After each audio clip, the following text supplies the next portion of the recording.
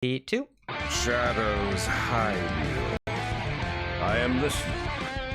Our paths converge. So good to see you. Hail to you. Never lose hope. Here for a chat. I hear you. It has only begun. Fight on, friend. Hello and welcome to episode 332 of Concede, a Hearthstone podcast dedicated to making the competitive side of the game more accessible to you. It is Thursday, February 24th in the evening. Happy Elden Ring Eve to all who celebrate.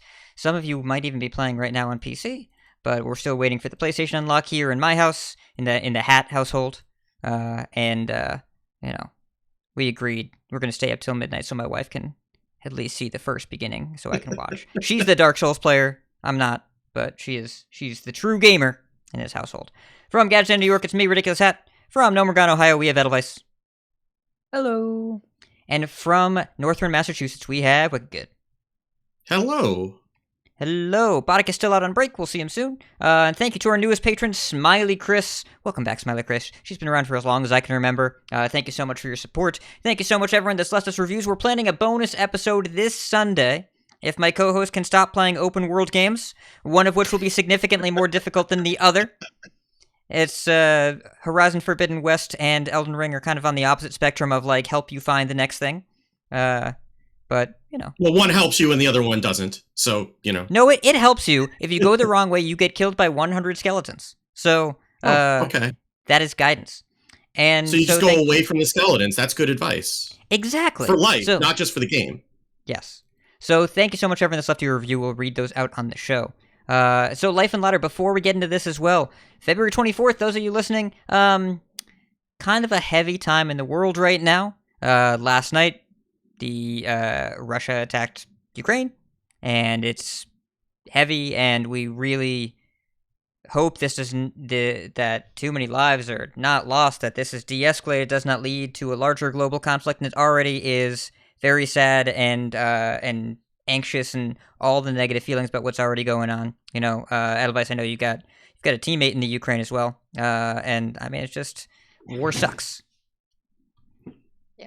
And I would say that, you know, well, of course, we've already made it clear to our teammate that, like, any resources Swigoi can provide him to get out, I think we would extend that to sort of anyone who needs it, who, you know, might hear this or have a friend who happens to play Hearthstone and might hear this. You know, it is aligned with our values to do what we can to help people that are in need. So if you know someone who is in Ukraine and looking to get out, you know, to other parts of Europe, etc. I know someone in the Concede Discord has already offered lawyer services for immigration to the United States, and you know, we have connections in terms of just people having a place to stay, or maybe a you know, whatever people might need. So, yeah, we're not political experts. We're not humanitarians. We're just normal people with friends across the world because the internet is a wonderful thing. And it's been a very sad and anxiety-provoking past 24 hours. So we're going to continue to do the show because sometimes some escapism helps some people. And, you know, this game is still here, and we want to be there for you all even when times are tough. But, you know, it's just hope that loss of life is as minimized as possible and this conflict stops escalating. Yeah, I mean, it's hard whenever something like this happens just to, like, want to do something and, you know, not, you know, you're just one person, but, you know, I think we all, you know, everyone can do a little bit. And, you know, even if it's just, you know, comforting somebody who just needs to take their mind off it for an hour, you know, then that's something that's worthwhile too. That is the skill set we have, so it's the skill set we're going to provide. Please don't view our participation in a podcast about a video game any indication that we care about this any less. But we're going to be here so that we don't have to marinate in it and to stop that doom scrolling for a little bit, so we can talk with each other, so we can provide that service to you, and, you know, we can let any of you out there in Ukraine let you know that we're thinking of you, and please be safe. So, as far as life and ladder goes, well, this past week, I have started to recognize that I am less interested in current standard, or there are play patterns that I'm less interested in because I've beaten 2 video games and started on the 3rd that are not Hearthstone. I finished Sifu, got the secret ending, really enjoyed it, but for those of you that don't like the grindy roguelike playstyle, probably skip that one. But if you like cool kung fu action scenes that you make yourself, it's very satisfying. And then The Pathless, which has been out for a little while, but I got back to it. It's really gorgeous game and very enjoyable, fun movement, great music. Same guy that did the Journey soundtrack, Austin Wintory, composed it. Really, really enjoyable experience to play, even though it's fairly minimalist. And then I am getting into the Ghost of Tsushima DLC, which I hadn't gotten to, but fun thing about when you have a PS5 and then you get a new 4K TV, all of a sudden, all those older games, I just kind of want to see them again. And Ghost of Tsushima, very pretty video game on the PS5. It is. Yeah. It is. I did that with God of War 2, and then Ghost of Tsushima was like the first actual like 4K game that I played, and I was just like, look at that sunset. Holy crap. Oh, it's like, incredible. Yeah. Oh. And I have to replay God of War 2, but the PS5 will not be mine for the next 90-ish hours. Because, again, the Elden Ring thing. I have been playing a good bit of Standard Hearthstone. Like, when I say less, I mean, maybe only 10 games a day. I have been learning Burn Shaman, which that is a difficult deck when you don't draw Bloom Caverns. And even when you do, it can be difficult, but I managed to beat a Control Warrior yesterday without playing Viper on the Bulwark, so I felt pretty good about that. I've lost all the other Control Warrior games, but I beat it once. That was good enough. There is actually a new list by a player named Gay Pirate, who it's a Burn Doomhammer list. It's really interesting. This was inevitable, wasn't it? Like, I mean, it's just a natural progression. What would be good in the damage deck is the Doomhammer. It's pretty good. Yeah, I played against Empanizado right before, like, queued up one game with my friend who recommended the deck to me, and I queued against Empanizado and beat double Lunar Eclipse, triple Lightning Bloom, Best in Shell, triple Scale, double Amulet, Cenarian Ward. Because it just didn't matter, because I played 3 Rock Biters and 2 Storm Strikes and a bunch of Doomhammers and stuff. So, very, very enjoyable sequence there. WickedGood did a really fun coaching session today with B Squatch where we played the Quest Rogue list on Vicious Syndicate, the Edwin one, except we cut the plunders for Wicked Stabs. And we beat almost everything. We did lose to a Smokescreen Rogue. We did get screened where... Oh, wait, you said Smokescreen, not Cloak of Shadows. Smokescreen.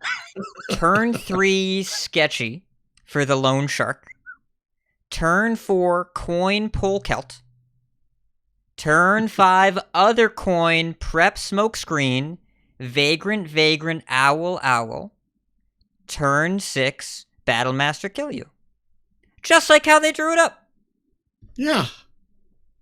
It's so, Quest Rogue, great deck to bring on ladder. Maybe don't bring it if you're seeing a lot of Smokescreen Rogue. So yeah, I'm floating in the 300s right now. I don't feel a strong need to push further. There are some play patterns that I'm just really kind of over. With the deck and Decksplanations today, Control Warrior, I'm glad it's back and I hate seeing it. Snowfall Guardian maybe can go Fall Guardian. And Druid is very good at clearing boards when I don't want it to be. When it involves, the new Guardian Animals, called Scale of Onyxia, which is a very powerful card. I remember people thought it looked weak at 7. They were wrong. I was wrong. It's real good. But I don't think Standard is bad. I'm just ready for whatever is not this Standard. Could be balance changes, could be rotation. It's really just waiting for rotation at this point. It's not bad, but I've been mostly doing other things. Mostly. Edel, what about you? What you been up to? So I similarly am kind of over the Standard. It's kind of a shame. I haven't really played any Ramp Druid myself. I probably should do that between now and getting the new stuff, just so I have the experience, because there's not really going to be a point where it's not meta between now and then. It's the experience of playing it. If you don't like playing big dumb things, the matchup polarity in this format is my biggest issue with it. And if you share that issue, do not play Ramp Druid because it feels a lot like Q Simulator. You can beat really fast decks with a lot of luck. I have beaten Shadow Priest with Ramp Druid one time because I board locked them with Trog and then warded into Brightwing or Brasswing. But that's not something that you consistently do. And I'm glad I won, but it was a high roll. I kind of felt like a brass hole. So So I have been on the aggro deck side of that matchup generally because, for those who don't know, while I stream nonsense and tank my rank, when I'm not streaming, I play Face Hunter because I can never escape my red deck wins roots from Magic the Gathering. So, yeah, I just sort of want to see what direction they take things with the new core set and rotation and all that. There's potential for massive shakeup.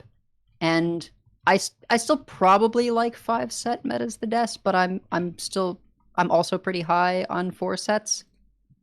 And yeah, I'm excited to see where that takes us and like what's going to happen without some of these powerhouses like Skolomets and Ashes and all that. But I've been playing Mercenaries because of the limited time event, and it's been fine. I've been curious to try it. I loaded up some comps to try and get there, and then didn't do it, but I thought about it. I'm glad they fixed some of the bugs already because I know that those events were a little buggy. But I've seen some people going through it on my friends list. I'm like, oh, they're doing the Mercenaries thing. It's cool. Yeah, I've been getting back into it, just kind of clearing the Alterac Valley stuff. I think I cleared one of the event tasks by accident. Like the first one.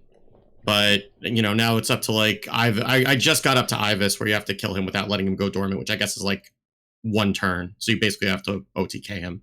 So I haven't even tried that yet, but at least like have been getting back into it after not having played it for like, I don't know, 6 weeks. And it's not as hard to get back into as I thought it would be, at least for PvE. Like, Rag Antonitis Geddon still works for most of the PvE stuff.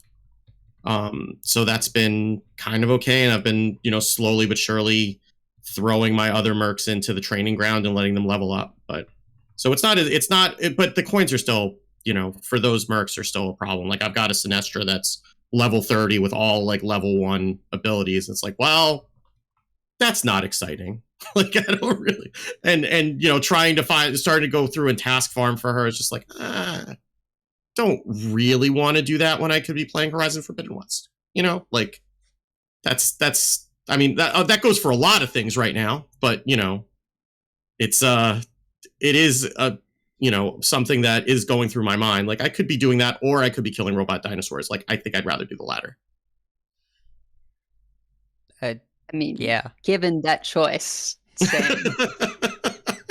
that particular phrasing makes it clear which thing is cooler. Yeah. Unless they do like Mecha Ungoro in Hearthstone, then they should do Mecha Ungoro in Hearthstone. Or just like who's the robot dinosaur? There's one from in Battlegrounds that was the Paladin card, Mechano Egg or whatever. Oh yes, I don't remember what the token is called, but I know it's an 8/8. Yeah, you go look that up for your next Hearthstone trivia match. I think I'm good. Yeah. What have you been doing, Steve? Yeah, I mean, other than that, I'm also kind of scaled back how much I've been playing because Horizon Forbidden West is a thing. And I also have been playing the new TFT set and got myself up to plat and been kind of playing that a fair amount. But I mean, I've been playing a lot of the Dragon Control Warrior this week. I like it a lot. It's probably, it might even be one of my favorite decks of the past, like few months, to be honest. I mean, but that's more about how broken of a human I am as a control player than anything else, that I haven't actually gotten to play like a proper control deck. Like Quest Shaman was like the closest that we got. And that's not really a control deck. It's, I don't want a control deck where my curve tops out at 4. Like that's not real control to me. Like I want to be playing 10 drops. So I'm getting to play 10 drops, and I've been doing pretty well with that. I went like 9-6 on stream on Monday, and then got close to top 500, and then I switched over to the same quest rogue that you were doing the coaching on, and won a couple games and just broke the top 500 barrier today. So Yay. that's I touched that once earlier in the month. I'm happy that I'm getting back there on what's today, the 26th, 24th, 24th. So like that's good to be there late in the month. Again, I'm trying to just kind of keep myself in top 1,000 for the month. That's my goal, is just, continue to play and get used to it. But it's been hard. I mean, part of it is that I'm also similarly kind of burned out on standard, but it's also like when I am going to, I want to try the sweet tech. And then I look at my number and like look at the 3-digit rank. And it's like, okay. I mean, I have been kind of getting over that, but it's taking a little bit longer for me to kind of get up the will to do it. But I have been trying some other things, and it's been working out for me. Like that was like a 3-0 run, including running into Kibler while he was streaming his new control priest that he's running with like Septic Veil Weavers and hard running Shadow Word Devour and not running Soul Mirror that he apparently has a 70% win rate with. And this is not really control priest, by the way. This is more like this is closer to an inner fire combo priest than anything. Yeah, I guess it's a blessed priest, but it's running Sethic, so I mean maybe it's just like generating. I don't know what the hell he's doing. The curve stops at 4 except for double Spirit Guide and double Fortitude. Yeah. I mean, he had me playing around Soul Mirror the whole game, and it wasn't even in the deck, so kudos to him. But I apparently drew everything all at once, and so he was a little bit unhappy with that. So, so I was able to beat him on stream with that, and then was able to beat a druid with it too. So, I was happy enough with that, and got myself into top 500, and I'll see if I can stay there. I mean, I'm going to stream tomorrow night, and I'm just going to keep playing in those ranks and just see what I can do. Like, I'm not going for a finish or anything, but, being able to play more than one game in top 500 before falling out would be a nice way to finish off the month, I think. Yeah. There's definitely an effect on your mentality when you're in those ranks where it's just like you're less and less willing to play crazier off meta stuff because you don't want to fall too far. But once you crash to where like I am, it's sort of like, well, who cares? But then that only makes it hard to ever get back to the triple digits. Yeah, like I've kind of dropped out of top 1,000 and got myself back in there a couple of times, so that's helped a little bit. It's one thing when you're there and like when you're at whatever rank you want to get to, and then you don't know once you fall out if this is it and you're done, you're going to go crash down to 20,000 legend or whatever. But I've dropped out and then been able to get my way back in, so that's been good for my confidence, at least figuring out that I can hang at those ranks. And so I'm just trying to kind of see what I can do with it while I'm there, and getting consecutive 11x months for the first time would be a pretty good way to kind of prove to myself how far my game has come over the past, few months. Yeah, it's really the line for me has been how consistently I can get back if I want to and if something clicks. Yeah. And that's really where I've started to be able to pivot to the idea of I'll just queue up whatever I want in top 500. As top 500 is kind of comfortable now, it's basically whatever I decide to pick. No matter what the queues are, if I am playing something that's decent and I'm playing reasonably well, then top 500 shouldn't be something that is out of the question for me. Even, trying out the first game I played with that Doomhammer Shaman deck today, I mean, not that I don't know my way around burn spells and Doomhammer, but it's the first game, like, I picked it up at like 350-ish or whatever, just because that's not a place where I get anxious anymore. It's more like I feel not great about falling out of the 500-1,000 bracket, but that's, again, it's all in my head, and I've been able to get over it enough times that the experience is no longer all that unique. So it's just a question of getting used to getting back to it, not being there for the first time. The first time people are in the 11x bracket in that top 1,000 area, they often stop playing and camp it because they want the thing, but the real thing that you are after, the real skill and possession, the real goal is to play when you're there so you know how it feels, so you can get back there and do it again.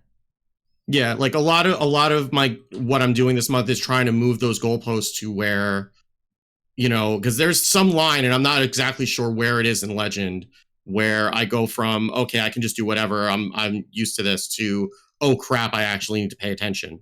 Not that I'm not paying attention when I'm normally playing, but you know what I mean. And so a lot of this has been kind of playing in these ranks to move that goalpost up so that it'll be, easier when I'm doing this in subsequent months to know that I'm playing at these levels and I can get back there and then be more comfortable with that. Because that's been not the experience the last, up until maybe 2 months ago, of even like at 1500 has kind of been like a high watermark. And now I feel like 1500 is low.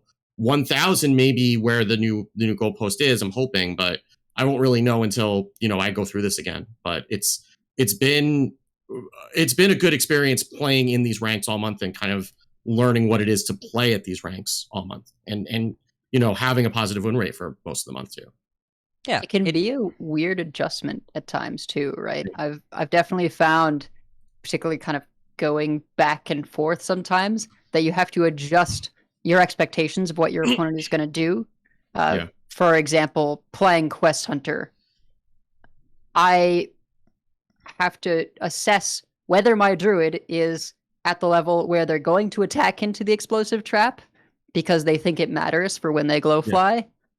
But then they advance my quest, or if they're going to be like, there's no point in doing that.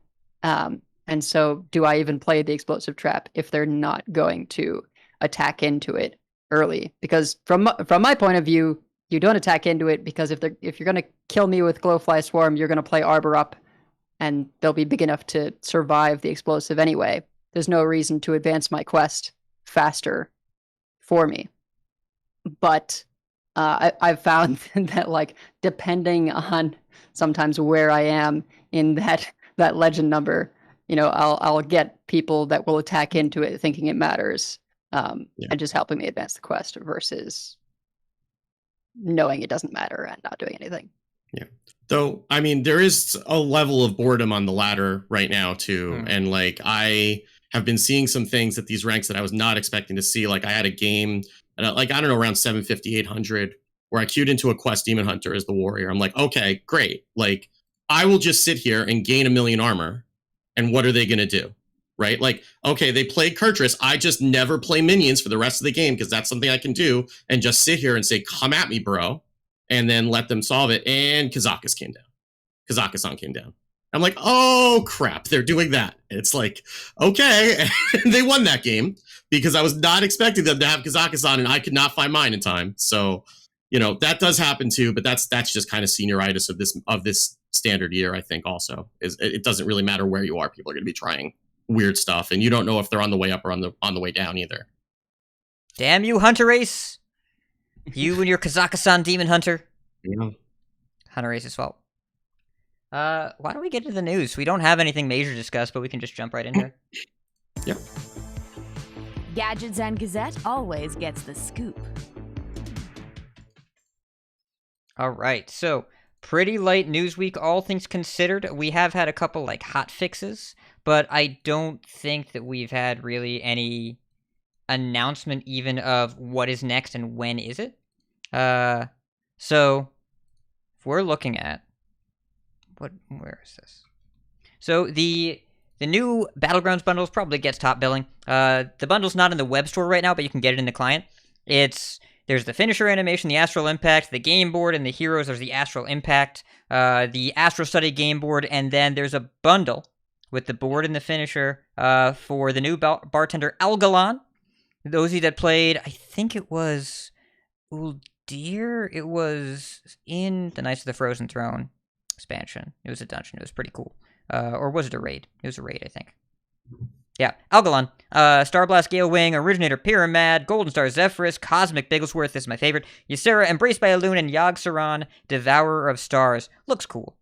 Fun. So, check that out. There's the special limited time event, Chi-Ji event for Mercenaries, which is, those of you WoW players, this is the healing chicken that monks put out sometimes, that runs around and heals things. And from what I have heard, really fun merc to play. Edelweiss, you were talking about this, right? Really, really fun to play. What does Chi-Chi's kit do? Yes, so Chi-Chi's abilities are fire, which is a little odd, but it's all centered around healing. So the basic move that you use most turns is like 3 speed, minimal amount of damage, but it gives you +3 heal power. And so I was enjoying using this along with the Malfurion, whenever you use a nature spell, heal everyone passive, because that's intentionally a smaller amount, 6, because it's restore 6 to all your characters whenever you use a nature ability. And getting that to tick up and be, heal 9, heal 12 every time you use a nature ability is pretty substantial. And then you've got this, Holy Nova type ability that scales with your heal power. And I'd be curious to see if we ever see an implementation of heal power on an actual card in standard Hearthstone, because that's like a new phrasing of things together.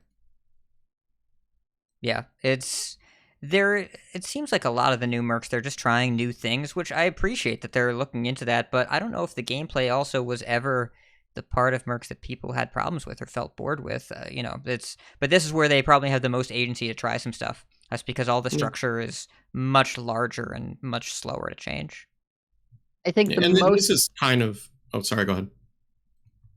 I think the most comforting part of this limited time event is that, one, even when it ends, you can still get the mercenary that you obtain through doing these tasks, Chi-Chi.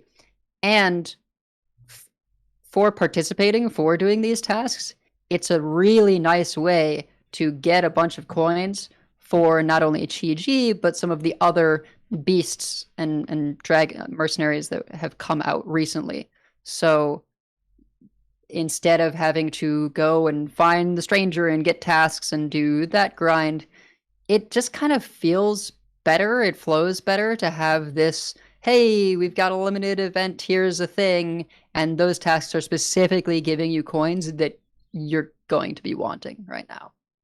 Yeah. And this is kind of a standard feature of like any of like the gacha games that this is based on, right? Like you'll have these types of events where you'll play these special things and get special characters. You can only get through the event, but it's nice that you're not being time locked into that either, right? Like you're not like I was watching a Regis video today on burnout in Hearthstone, and like the feeling that, if you don't do the thing, every day, then you're going to be set behind. And then if you miss enough of those things, then you just kind of throw up your hands. And Mercenaries is already kind of on the edge of that, like on the extreme end of that.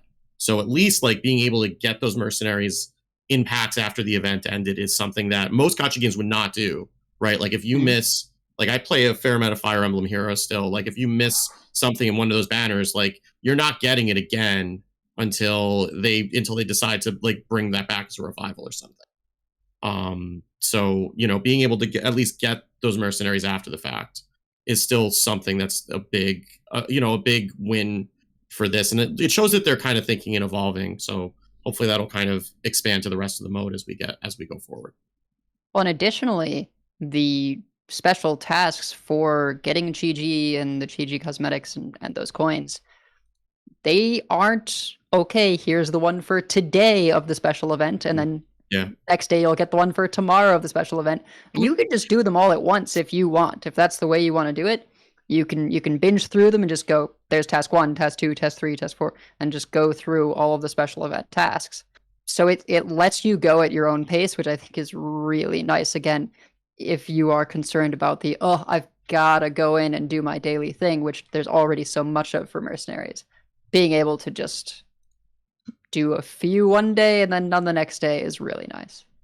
That is if you've already been clearing all those bounties all along, right? If you haven't, like I hadn't done any of Alterac Valley before this event started. So I had a bunch of pre-work to do before I could even get up to being able to do those tasks, right? Like Ibis is pretty deep. Like the first one, I forget, I just cleared it by accident. I forget what it was. But Ibis is the second one. It's pretty deep into Alterac Valley. And if you haven't been keeping up, even just like over the last month, right? Like you've got a ways to go and a lot of bounties to clear before you can even get to the task event. And they did say up front, right? It's for engaged players. It is not something that's going to bring people back into mercenaries, but there's probably still a little bit of middle ground there for like lapsed players, as opposed to people who really haven't engaged with the mode at all. But I mean, I didn't mind. Like, it was an excuse for me to go in and go clear some of those bounties anyway, and I wasn't that far behind. But someone who, say, hasn't even gotten through Blackrock Mountain yet, they're not going to participate in this event, and maybe that's fine given the difficulty of some of the tasks that to be able to complete. Like, you wouldn't expect to be able to. It is a little bit of like a you must be this tall to ride sign at the beginning of it, you know, seeing how far you have to do in order to be able to participate. So if you like haven't done Blackrock, are you not able to enter Alterac? I don't believe you are. Hi. I had to build a comp for Veilastraz because I have not finished Blackrock. I have not done any of the bounties that were released after initial launch. So I have to do, like, I cannot click Alterac. It's grayed out.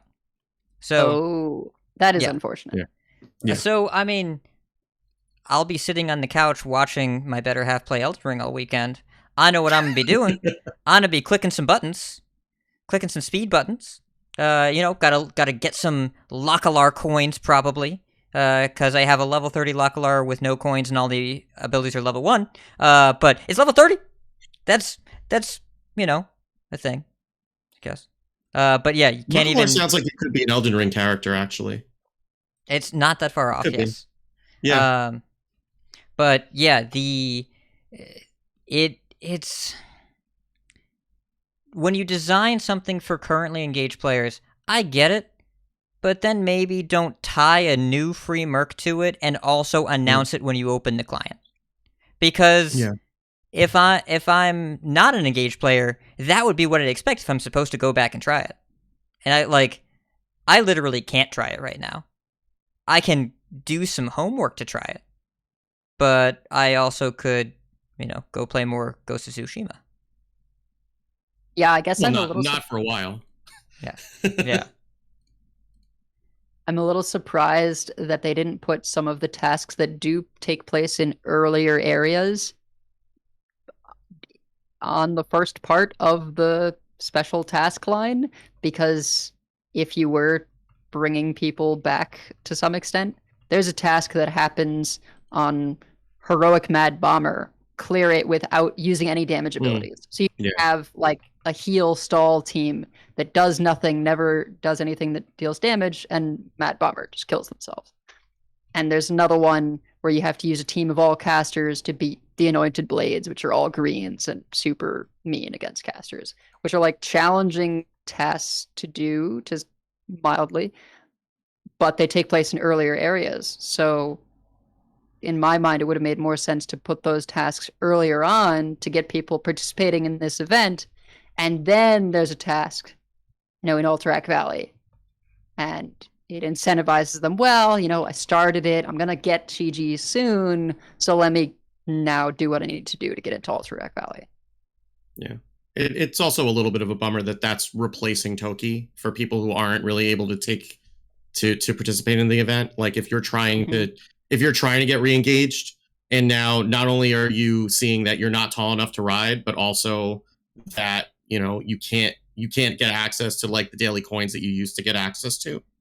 That's a little bit of a bummer too. Yeah, there's a tweet that confirmed today from Deck Tech that it is intended this event is replacing Toki, but also if you finish the event quest chain, Toki doesn't come back until the event's over. It is that she's just turned off right now. So to be diplomatic, this is dumb. You shouldn't take a mode where people have concerns about the economics and make it more interesting by removing the small daily economic thing. Well, no one was excited about Toki, but her absence is noticed, and at least tell us in advance, but also maybe just leave her on. It's fine. No, The quoting Nick exactly here from a tweet that was 26 minutes ago. We've heard the feedback on some rough edges with this event, and the team is specifically looking to incorporate feedback to improve future events. In parentheses, maybe not a ton of changes for the next one since it's very far along at this point, but going forward. And he did confirm with the dev team it is intended that we don't have Toki right now. He doesn't have the exact reason why, but his guess is that this is the shakeup that they were alluding to in the What's Next blog.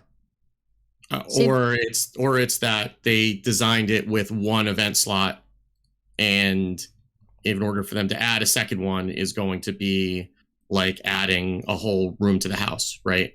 So it might just be that that they didn't really have it set up for these types of events initially, or that they thought, hey, this is just going to be where those things are going to be, and we're going to throw Toki in as, you know, a placeholder, and then, you know, didn't do an event for, what is this, 5 months?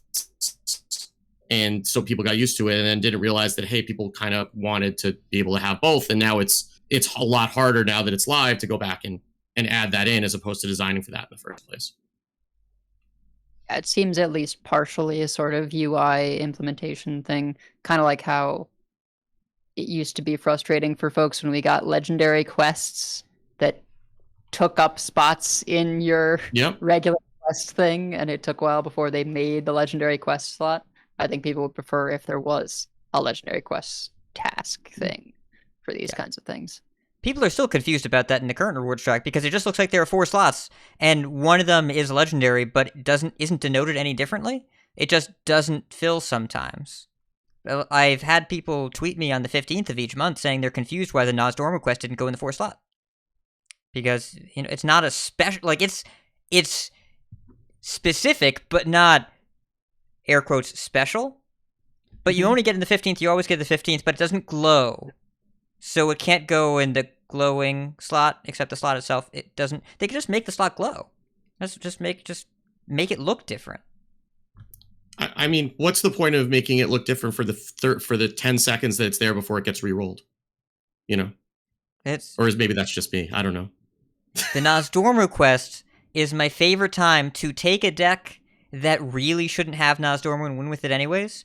I 3-0'd with Nozdormu no minion mage in Barons. 3-0'd with that. Listen, you just keep the Nozdormu. That's already... You keep but that's not so truth your in fonts and the advertising. Texas Blast No minion mage. It's got minions in it now. It's not no minion mage anymore. No minion. We're allowed to have one. Oh, is this like the No Homers Club? It is exactly like the No Homers Club. Okay, got it. Yes. So, listen, I got my 15-second games. Got to, you know, I drew my Nas before. There were a couple times, there's actually one game I remember where I did just fire off a Texas Blast for 5 damage. Won it anyways. Doesn't matter.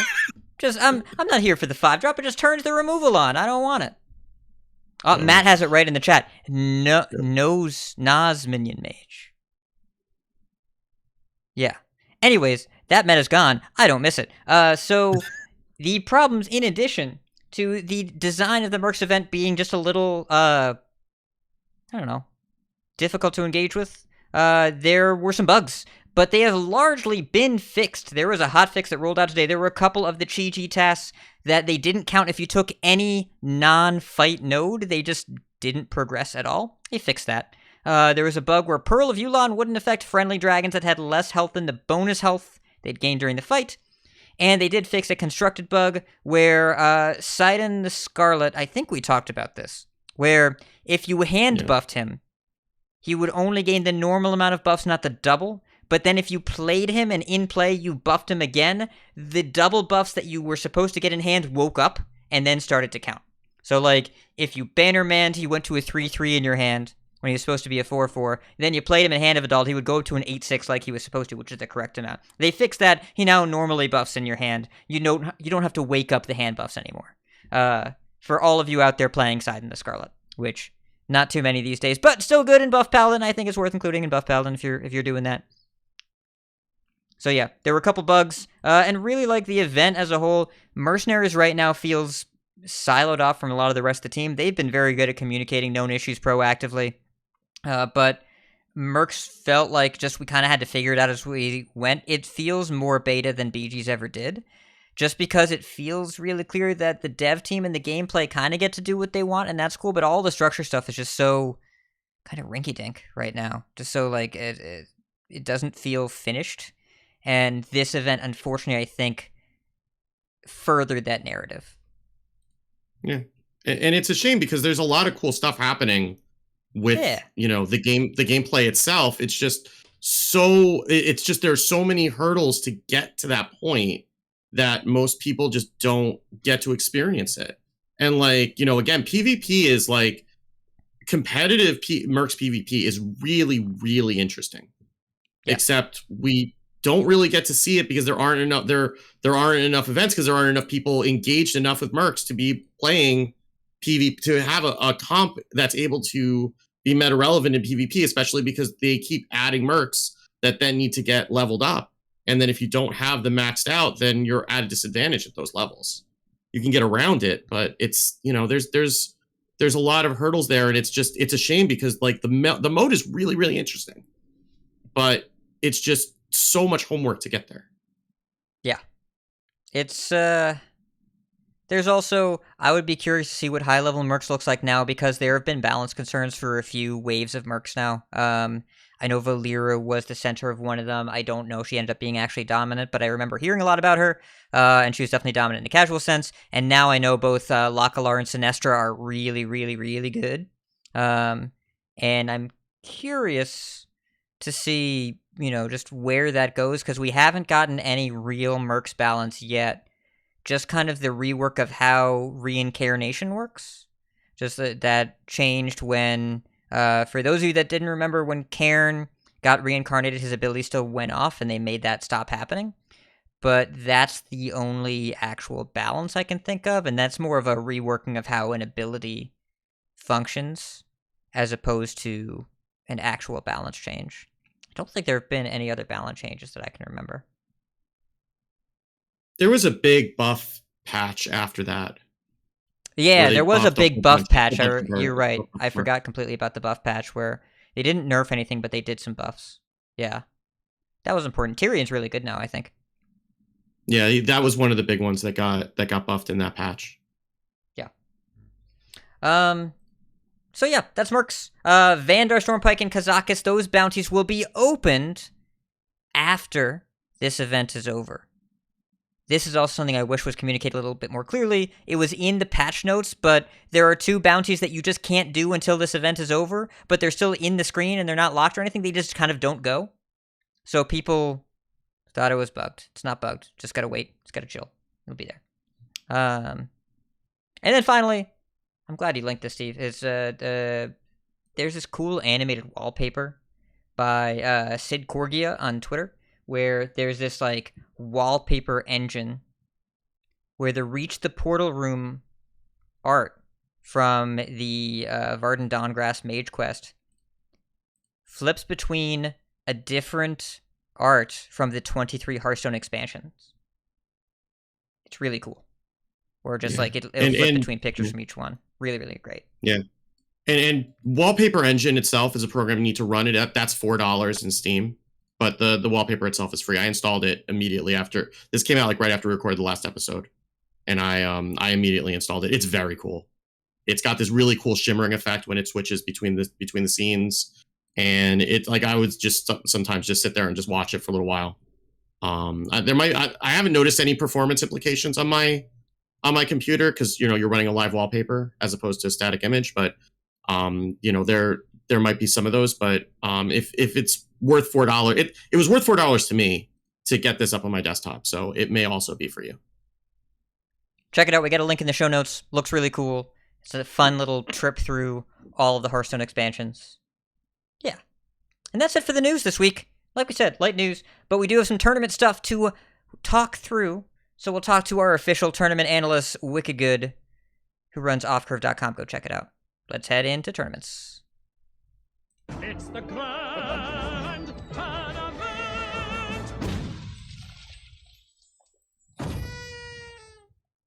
So, since we have last recorded, Masters Tour Nixia's Lair has wrapped up. The event was taken down by JRS Lovestorm from China, and Judgment came in second. There were actually the casters were getting very excited that there might be an all UK final, and it got very close to that with 3 players from the UK that were in the top 8. Dead Draw, Judgment, and Unknown, I believe, were all from the Unknown was in the top 16. Oh no, they were in the top 8. And also you had Luna Love and JP Mixter Youth from China as well. In the top 8. The deck of the tournament the tournament meta. We talked about that last week. The best performing deck by a long shot was Quest Demon Hunter, which is very, very different than what you're experiencing on ladder, because Quest Demon Hunter is not really in a great place on ladder. But in a tournament meta where the lineups were on the whole slower and you have a ban available to you, Quest Demon Hunter was able to get the job done. Control Warrior was actually the most banned deck, but had the lowest win rate. So it was something that was able to be targeted, whereas Quest Demon Hunter was the second most banned deck and had the highest win rate of all the decks in the tournament. So that was something that was attempted to be targeted, and it did not go very well for those folks. And just to clarify, Miracle, we're talking Quest Fell and not Brutes, right? Yes, Quest Fell and not Brutes. Brutes was did not do, and there was also like an Il'gynoth version that was sprinkled in here and there. That did okay too. I mean, it had a 53% win rate, but not nearly as dominant as the Quest Fell. Like it was somewhere between 55 and 60% game win rate. So, and was in both of the finalist lineup, and it was a lot more combo heavy meta than the ladder environment would have you believe.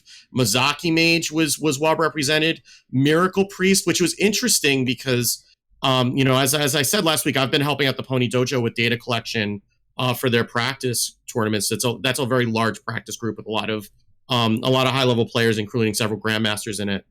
And there was it was almost like a meme at one point about, playing Miracle Priest on Asia, because the ping is known to be generally very bad. I think I've seen from some other conversations that they've been doing some things to improve that connectivity over the past year or so. But even so, there was a lot of trepidation initially about bringing something like Miracle Priest, where you could deal with random disconnects or lag, especially if you're coming from far away from the server. But it was pretty heavily represented, and again, overrepresented compared to what you would see on ladder.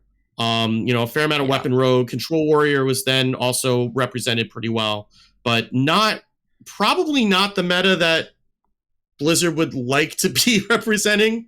Given that it's, it seems like we're just kind of, here's meet the new boss, same as the old boss.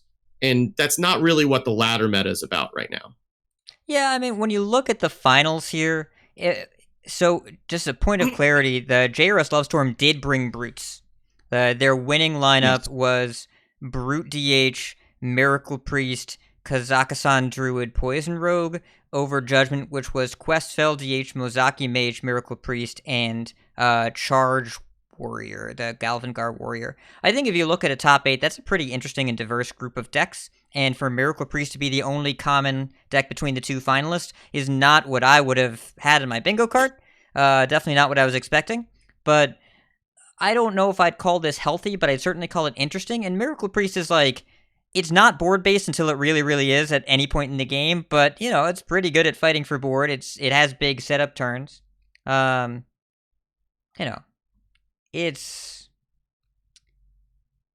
a very interesting dynamic that we have here. I will say this is a lot better than Il'gynoth, Celestial, Garrote, and Other, which we had from the last Masters Tour. I prefer this one. I will also note briefly on the Asia subject that shout outs to Abar again. We're just gonna, anytime Abar comes up, I'm just gonna shout him out, the director of the Hearthstone esports program. The rule in Lobby Legends about disconnects leading to a disqualification. Ahirun, the most important Twitter account to follow in Hearthstone Twitter, he doesn't tweet in English very much. Still the most important Hearthstone Twitter account you can follow at Ahirun HS. That's the rubber ducky If you don't know him on Twitter, go follow Ahirun. But the Ahirun has brought awareness to a lot of the disconnect issues, a lot of the server connectivity issues that the Asia server, especially Japanese players, have had in a while. But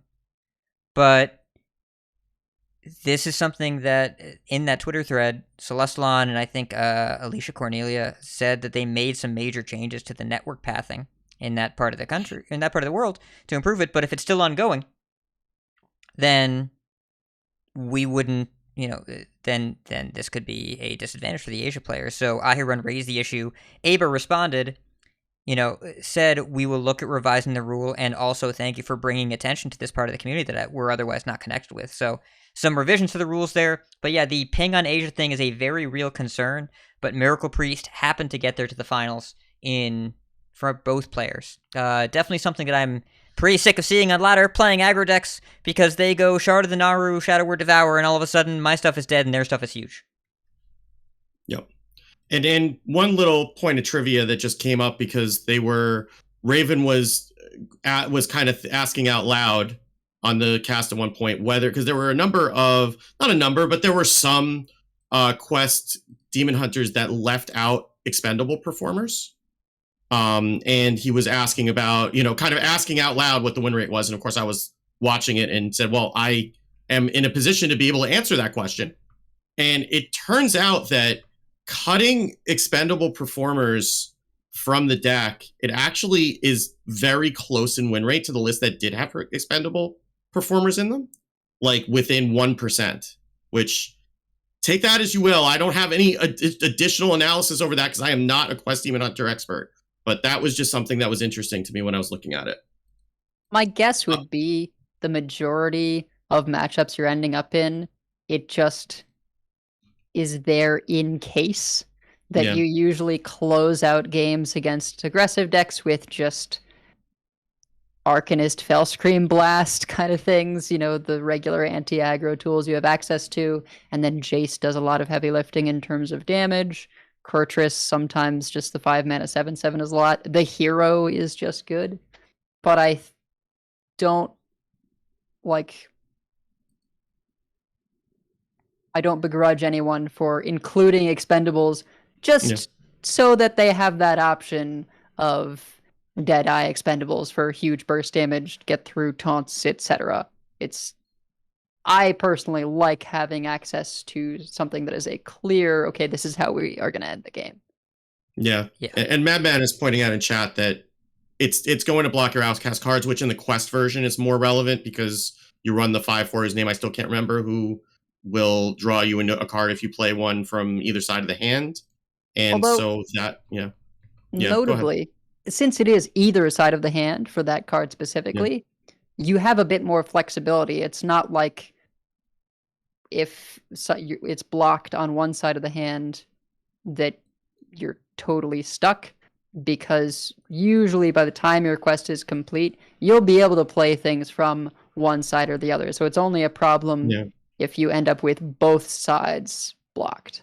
Or early and it doesn't let you play a Spectral Sight or let you glide when you need to glide or something like that. And I would imagine with the meta that's this combo heavy, there's not a lot of minions to be running into anyway. So maybe that's a little bit less effective with this specific meta than it would be like in a normal situation. That's also possible.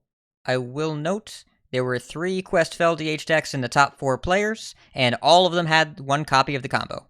So take that for what it is. But there were 4 DH decks in the top 4.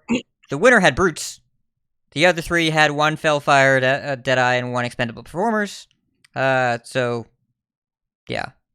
I don't. And that's what I would expect because most of the decks had 1 copy, but there were a handful that were enough to be statistically significant that left it out entirely.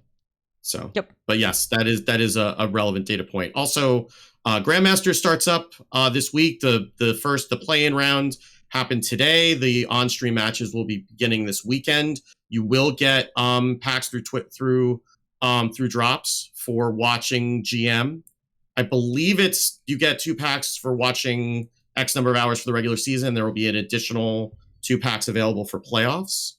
Lorinda collated the list. Americas has almost all of the players bringing Druid, 12 out of 16 bringing Demon Hunter, half the field brought Rogue, Quest, or Poison.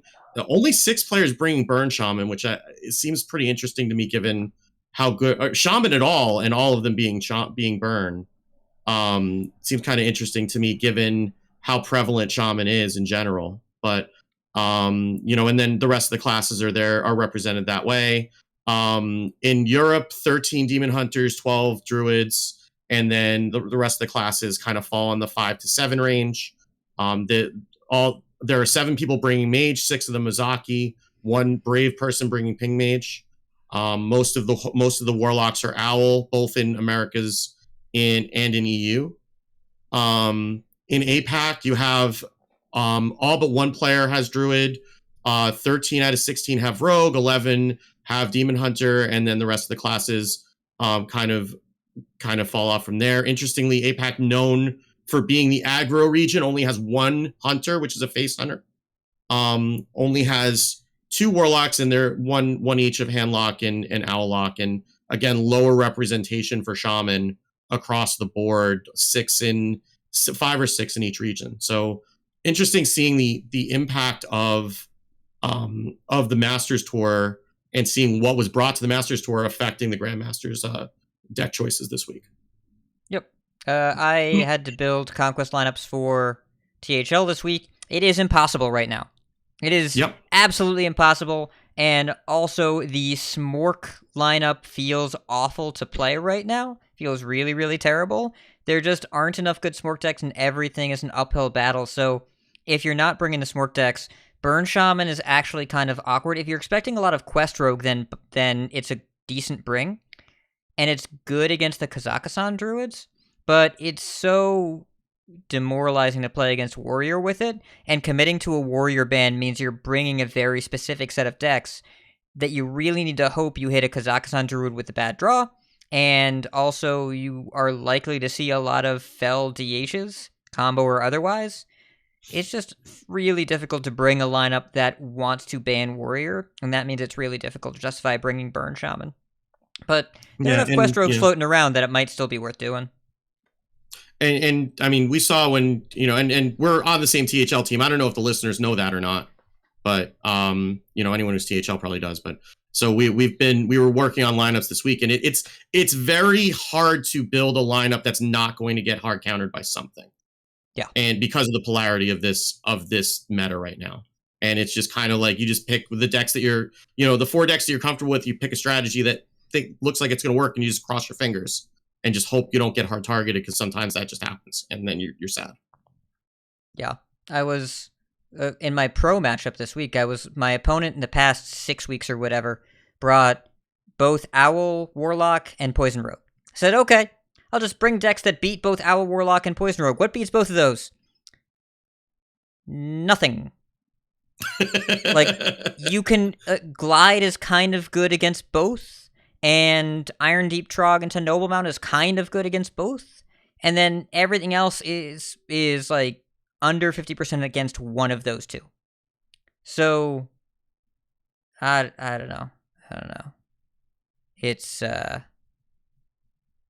very challenging lineup, and I'm not surprised at all that the GMs put together decks that, like, lineups that were more, I don't know. I'm not going to call these comfort decks, but they at least seem to be a lot more aligned with what they played in the past. I was expecting more Bolners, but you don't want to hard target Warrior and then not see Warrior. And that's really the only reason to bring Bolner right now, because otherwise you're just kind of worse against everything else. So, yeah, fascinating time. If we look at the ladder stats over in VS, well, it's a harbinger of what our Decksplanations is going to be. But you can get the idea that this meta is definitely, like, the polarity of the meta is significant, but the tier 1 decks, at top 1k legend, there are 5 of them.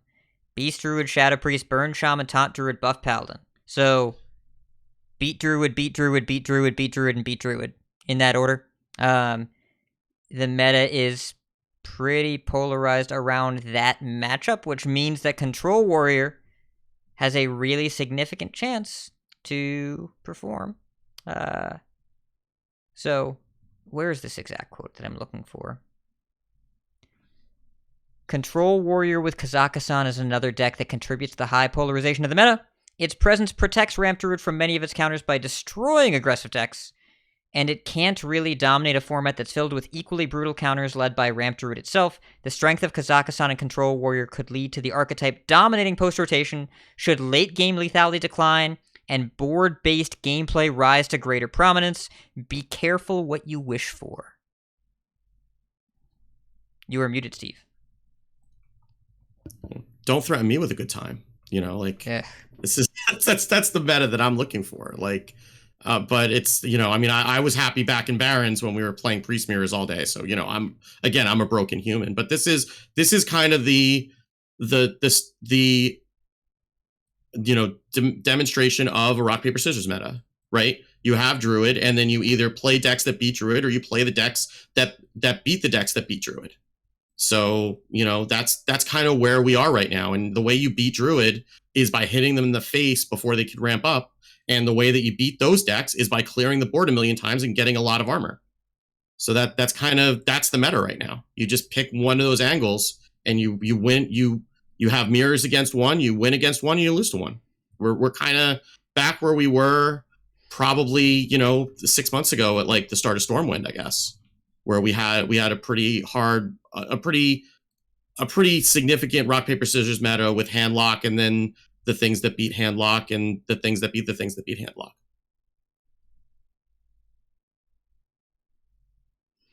Well, since we just talked about Warrior extensively, and that's what Decksplanations is about, and my co-hosts have control tendencies, Edel, I know you said you're a Red Deck Wins player. I've seen you play Control Warrior on camera.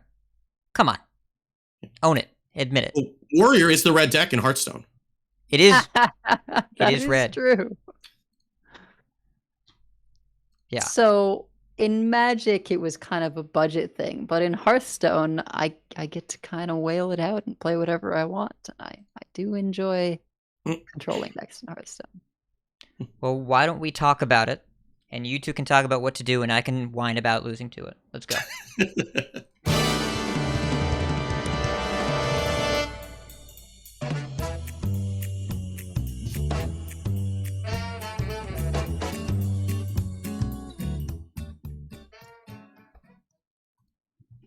So I haven't played too much of this specific deck yet because I had been messing around with Hit It Very Hard and Silas Ashtongue, which, you know, not quite enough damage at present.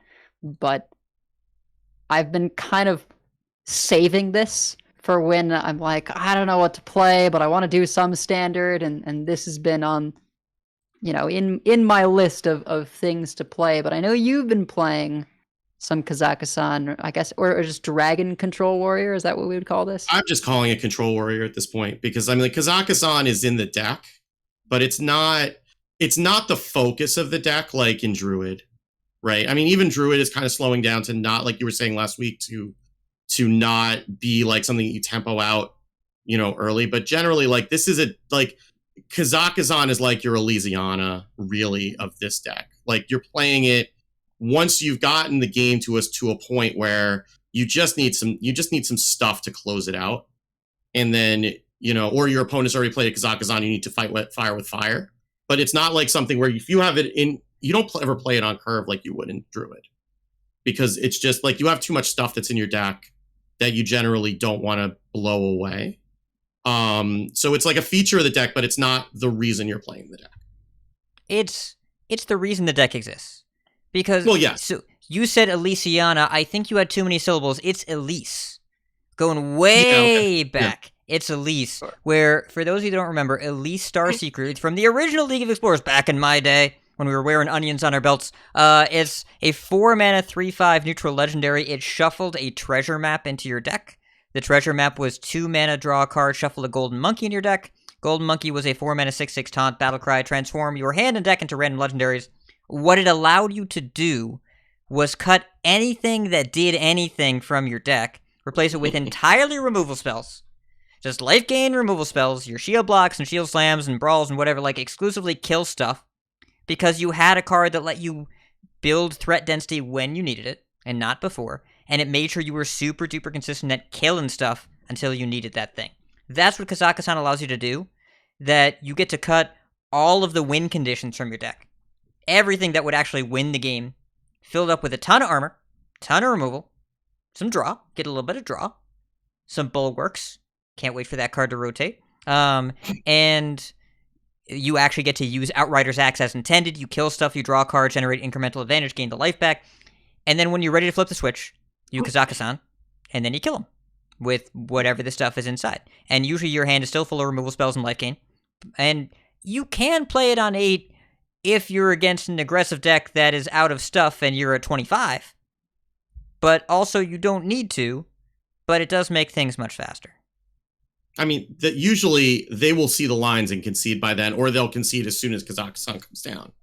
But, I mean, generally, you're playing it, you might play it on 8 if you're against, like, a combo deck that doesn't care how much armor you have, right? Like, if you're playing against, say, a Quest Demon Hunter, or like a Bolner Shaman, right?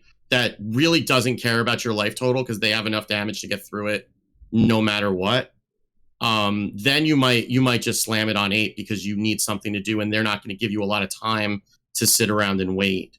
But against aggro, you generally don't even need to play it because they'll concede as soon as they run out of damage. Like, they'll look at your life total and they'll see that you're at 60 and they've got one card in their hand, and they'll respect their time enough most of the time to move on to the next game.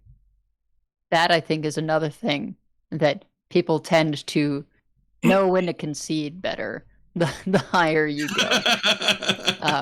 I think sometimes as the player, it can be helpful to recognize when you're ahead enough that you're just like, okay, I'm going to signal to my opponent that they should concede by playing Raid Boss Onyxia, by playing Kazakhstan, just to be like, you're done. Get out of this game. Save us both some time. But, you know, you mentioned it allows us to cut a whole bunch of things. The Captain Galvangar deck, I would classify as a control deck, but because you needed a way to close out the game, you still were committing a whole bunch of cards to being able to close out. Battlemaster, Galvangar, Faceless, sometimes a second Faceless, and then 2 copies of To the Front. That's 6 cards. That's a lot of commitment, and it means that you're that much more likely to lose against the decks that you're trying to deal with, which are the aggressive decks. So here you get to just be super removal dense, and when you don't need those, you can throw them away if you want to, or you can just draw through your whole deck, and then instead of taking fatigue, you just immediately start drawing treasures. I think what's pretty cool as well is, like, if you've got an Outrider's Axe equipped, or you've just played Rikara the Valorant, and you wait on playing the cutting class until next turn you're going to play Kazakhstan, and then you can cutting class for free and draw a couple of treasures. There are some nice ways of setting up turns so that you have options in terms of the treasures that you're picking up. Because as we've learned, these treasures do tend to close out games pretty well, and if you've been accruing armor over the course of the game, something like Embers of Ragnaros, you can be sure to hit face if you can play a shield shatter or 2 in front of it. Yeah, and even just sometimes a Wax Rager is all you need, right? Like, just having like a 5/1 that doesn't go away is sometimes this just is enough. so control player. Nah, just play a single 5/1 they can't kill with and just wait it out. I mean, I would rather have Embers of Rag or Book of the Dead or Locusts. I mean, even Locusts, sometimes you just don't have the board space, though it's rare. But I mean, sometimes, you know, you don't get those, right? And, like, Wax Rager is good enough, right, to be able to at least continue trading off whatever threats they have left, and then just continually present, you know, 5 Dire Speech, especially in the mirror, right?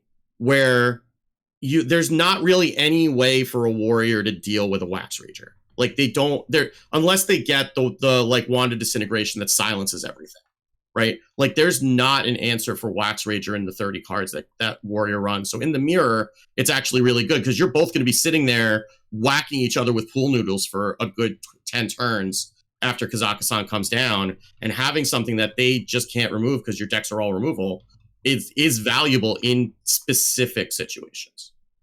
And I like to consider synergies sometimes, or backup plans in the treasures. So I might take an early banana split, hoping that I pick up something like a Wax Rager later on, because banana split is just a lot of stats in and of itself.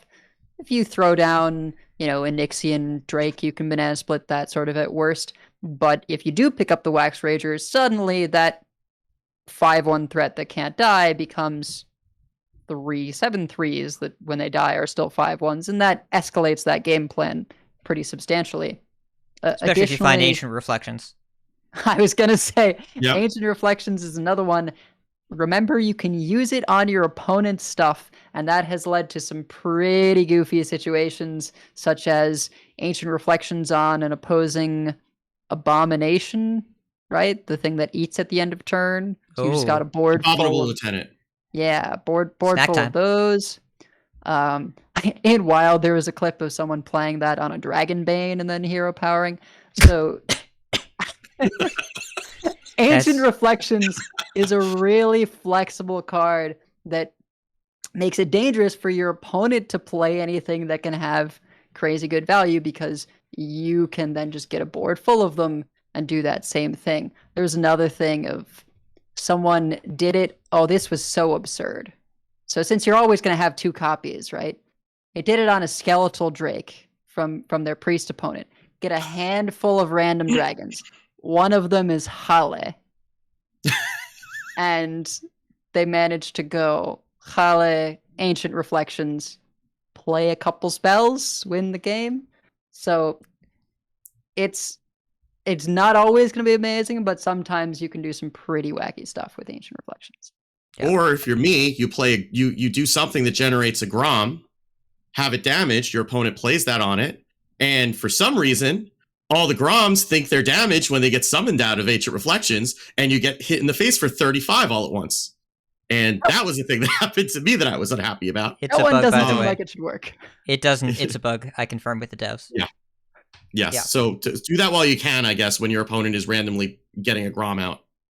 Yeah. I will also note, this wasn't even in a Warrior matchup. This is in the Druid Mirror, but Lucas DM NASE destroyed me by he Ancient Reflectioned his own Clockwork Assistant. And Clockwork Assistant is the 1/1 treasure that has the aura that it gets +1/+1 for each spell you play this game. It is not a static effect. It's an aura. It constantly updates itself because it's a base 1/1. So they were all 20-somethings. So if you get the chance to do that, I strongly recommend it if you like killing your opponent. Very effective. Yeah, there are a lot of ways to pick treasures to just align the game state with what you need. I tend to play more aggressive stuff and Burn Shaman, whatever, so people are more likely to take Looming Presence and Vampiric Fangs or whatever, because you don't need to work that hard to win the game from the position of getting Kazakhstan treasures. You'll need one that really gets you there, and if you're able to gain enough life, and you have enough pressure as the warrior, then you don't need to go for something that's just going to guaranteed win the game. But we see Locust probably take Locust.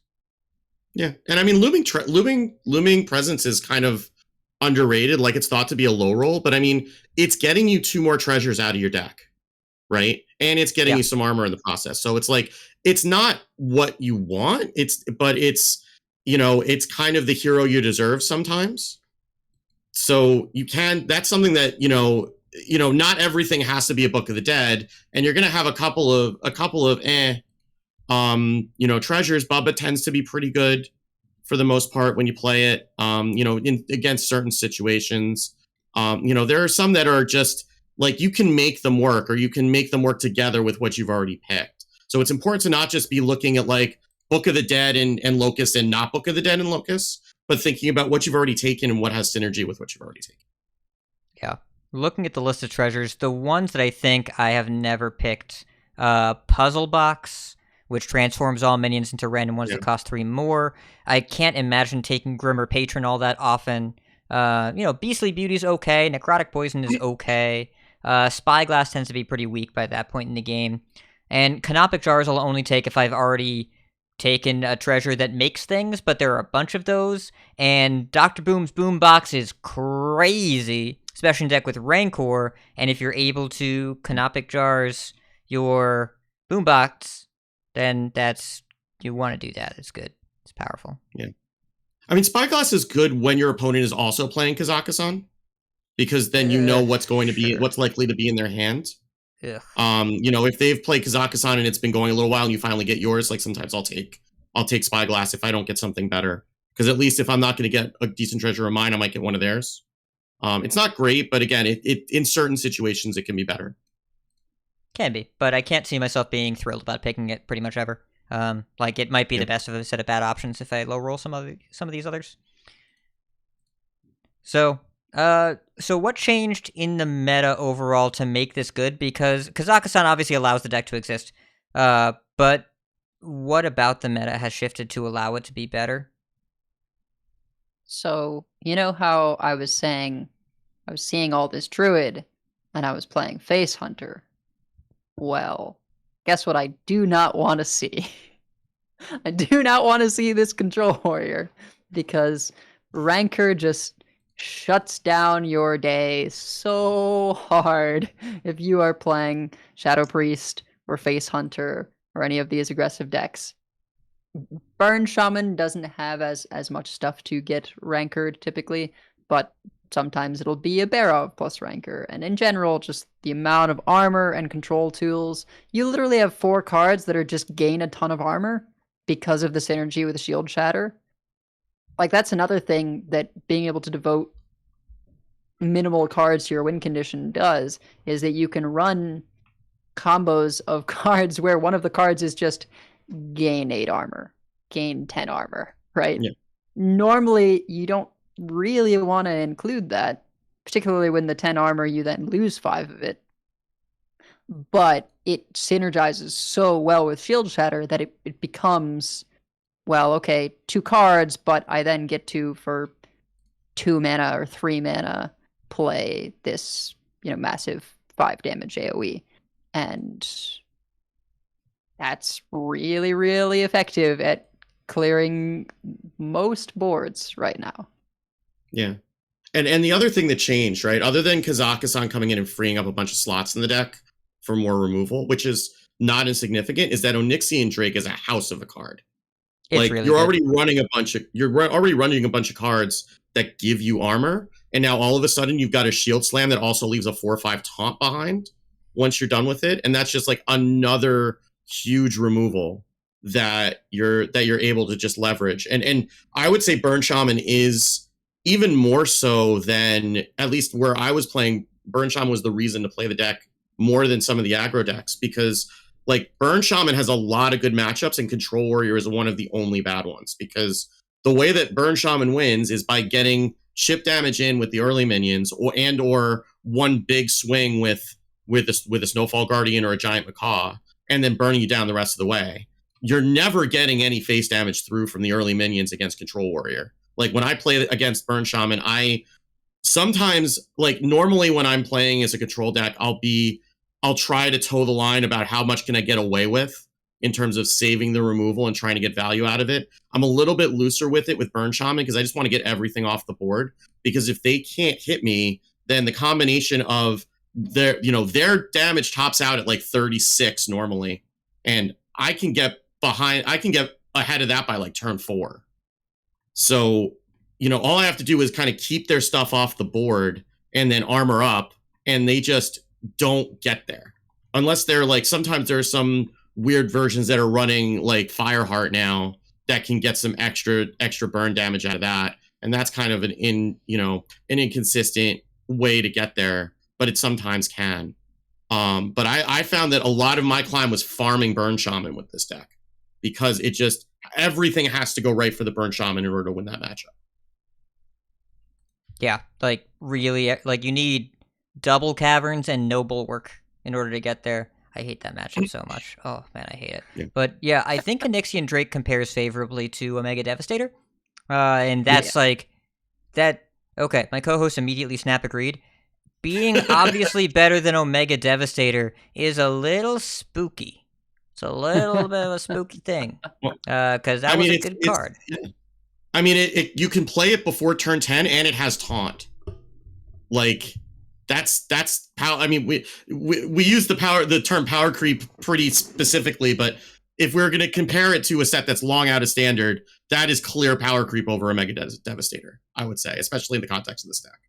I mean, we don't have rush on it because of boom and then Fair. get to kill something plus Ziliax the Omega Devastator. I mean, that was really the huge swing that you would get with that card.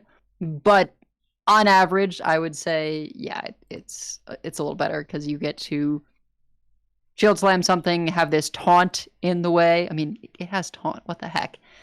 And you're already gaining armor for other reasons, so you get to do that thing of using it as removal much earlier than a Mega Devastator, where you had to have reached 10 mana crystals. I think another thing that really helped this deck was the Rakara buff. Remember, going from 5 armor up to 10 armor is a huge deal for this deck. Being able to shield shatter the same turn that you play Rakara the Valorous, and then you have that hero power online to use as a free activator. Oh, I guess we don't run Bear of. That's you don't need it. You have so much other removal. You don't even need Bear of it. The deck just kills people, and the Rakara buff matters a lot too. Like it's so demoralizing. Yeah, and I mean, Bladestorm is still a hell of a card. Rancor is really good against decks that want to play Glowfly Storm or decks that want to try to Locust you. Like if someone's going to try to Locust you, okay, well I'll just take 14 and heal it back up. That's fine. I'm completely okay with that. And like a lot of the tools that are in the deck, and like it doesn't have the greatest draw, but I mean being able to play like Rakara into Cutting Class is still a thing that you can do. You can still like play an Outrider's Axe, and then you can play a 2-mana Cutting Class to draw after it anyway. Like you have Heavy Plate to trade. The earlier versions of the deck would run Ray Boss, Onyxia, and Provoke. We're cutting that out because it's a 2-card combo, and you don't really need 2-card combos that don't involve armor gain. But when you go late against a Ramp Druid and you're able to clear their entire board by playing Onyxia and then provoking the Onyxia, and everything dies because Onyxia has immune, that's a pretty good way to get back on board. But it's again, fun too. It's just like I've seen it, but the way that you brick is by having your expensive cards in the opener, and so the answer is just like cut basically all the expensive cards. Just makes the deck so much more reliable. Yeah, and you have more flexible cards. Like some of them are running Slam. Sometimes you're running like Athletic Studies occasionally. Sometimes you just run more removal because why should you only run run 18 copies of removable cards when you can run 20? Like that's just a better deck. It's more fun that way when you can remove more things.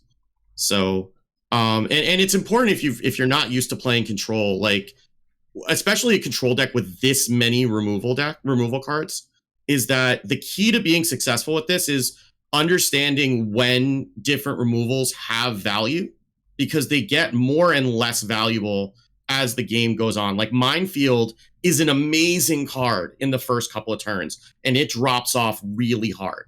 Whereas something like Bladestorm is going to be good as long as your opponent's playing single minions, right? Like all throughout the game. So if you have a board that's got like 3 2/2s on it, or 2 2/2s on it, and you have a Minefield, you have a Bladestorm, you want to use the Minefield first, because the Minefield's going to have a harder time getting through the removal than the Bladestorm will later on. So a lot of that is understanding like what situations are each removal good for, which takes practice. That's one of the things that's difficult about control for some people, is like knowing when to use which, and also knowing when to just not do anything and just chill for a turn.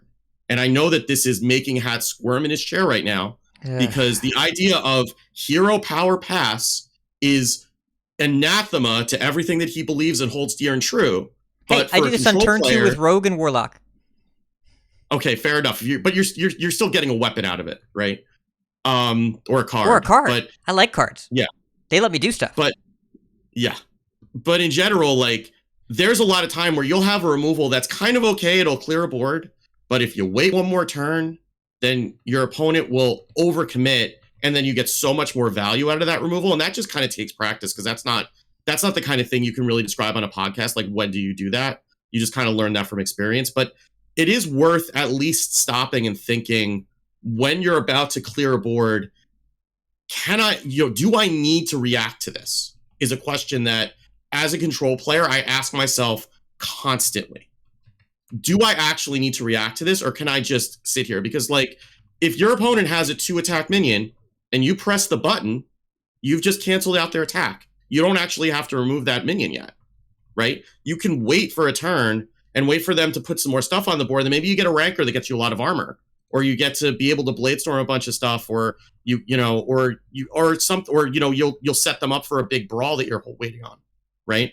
But if you commit that removal too early, if you try to play your cards on curve like you would in a tempo or a mid-range matchup, you will run out of removal, even in a deck that is as removal dense as this version of Control Warrior is.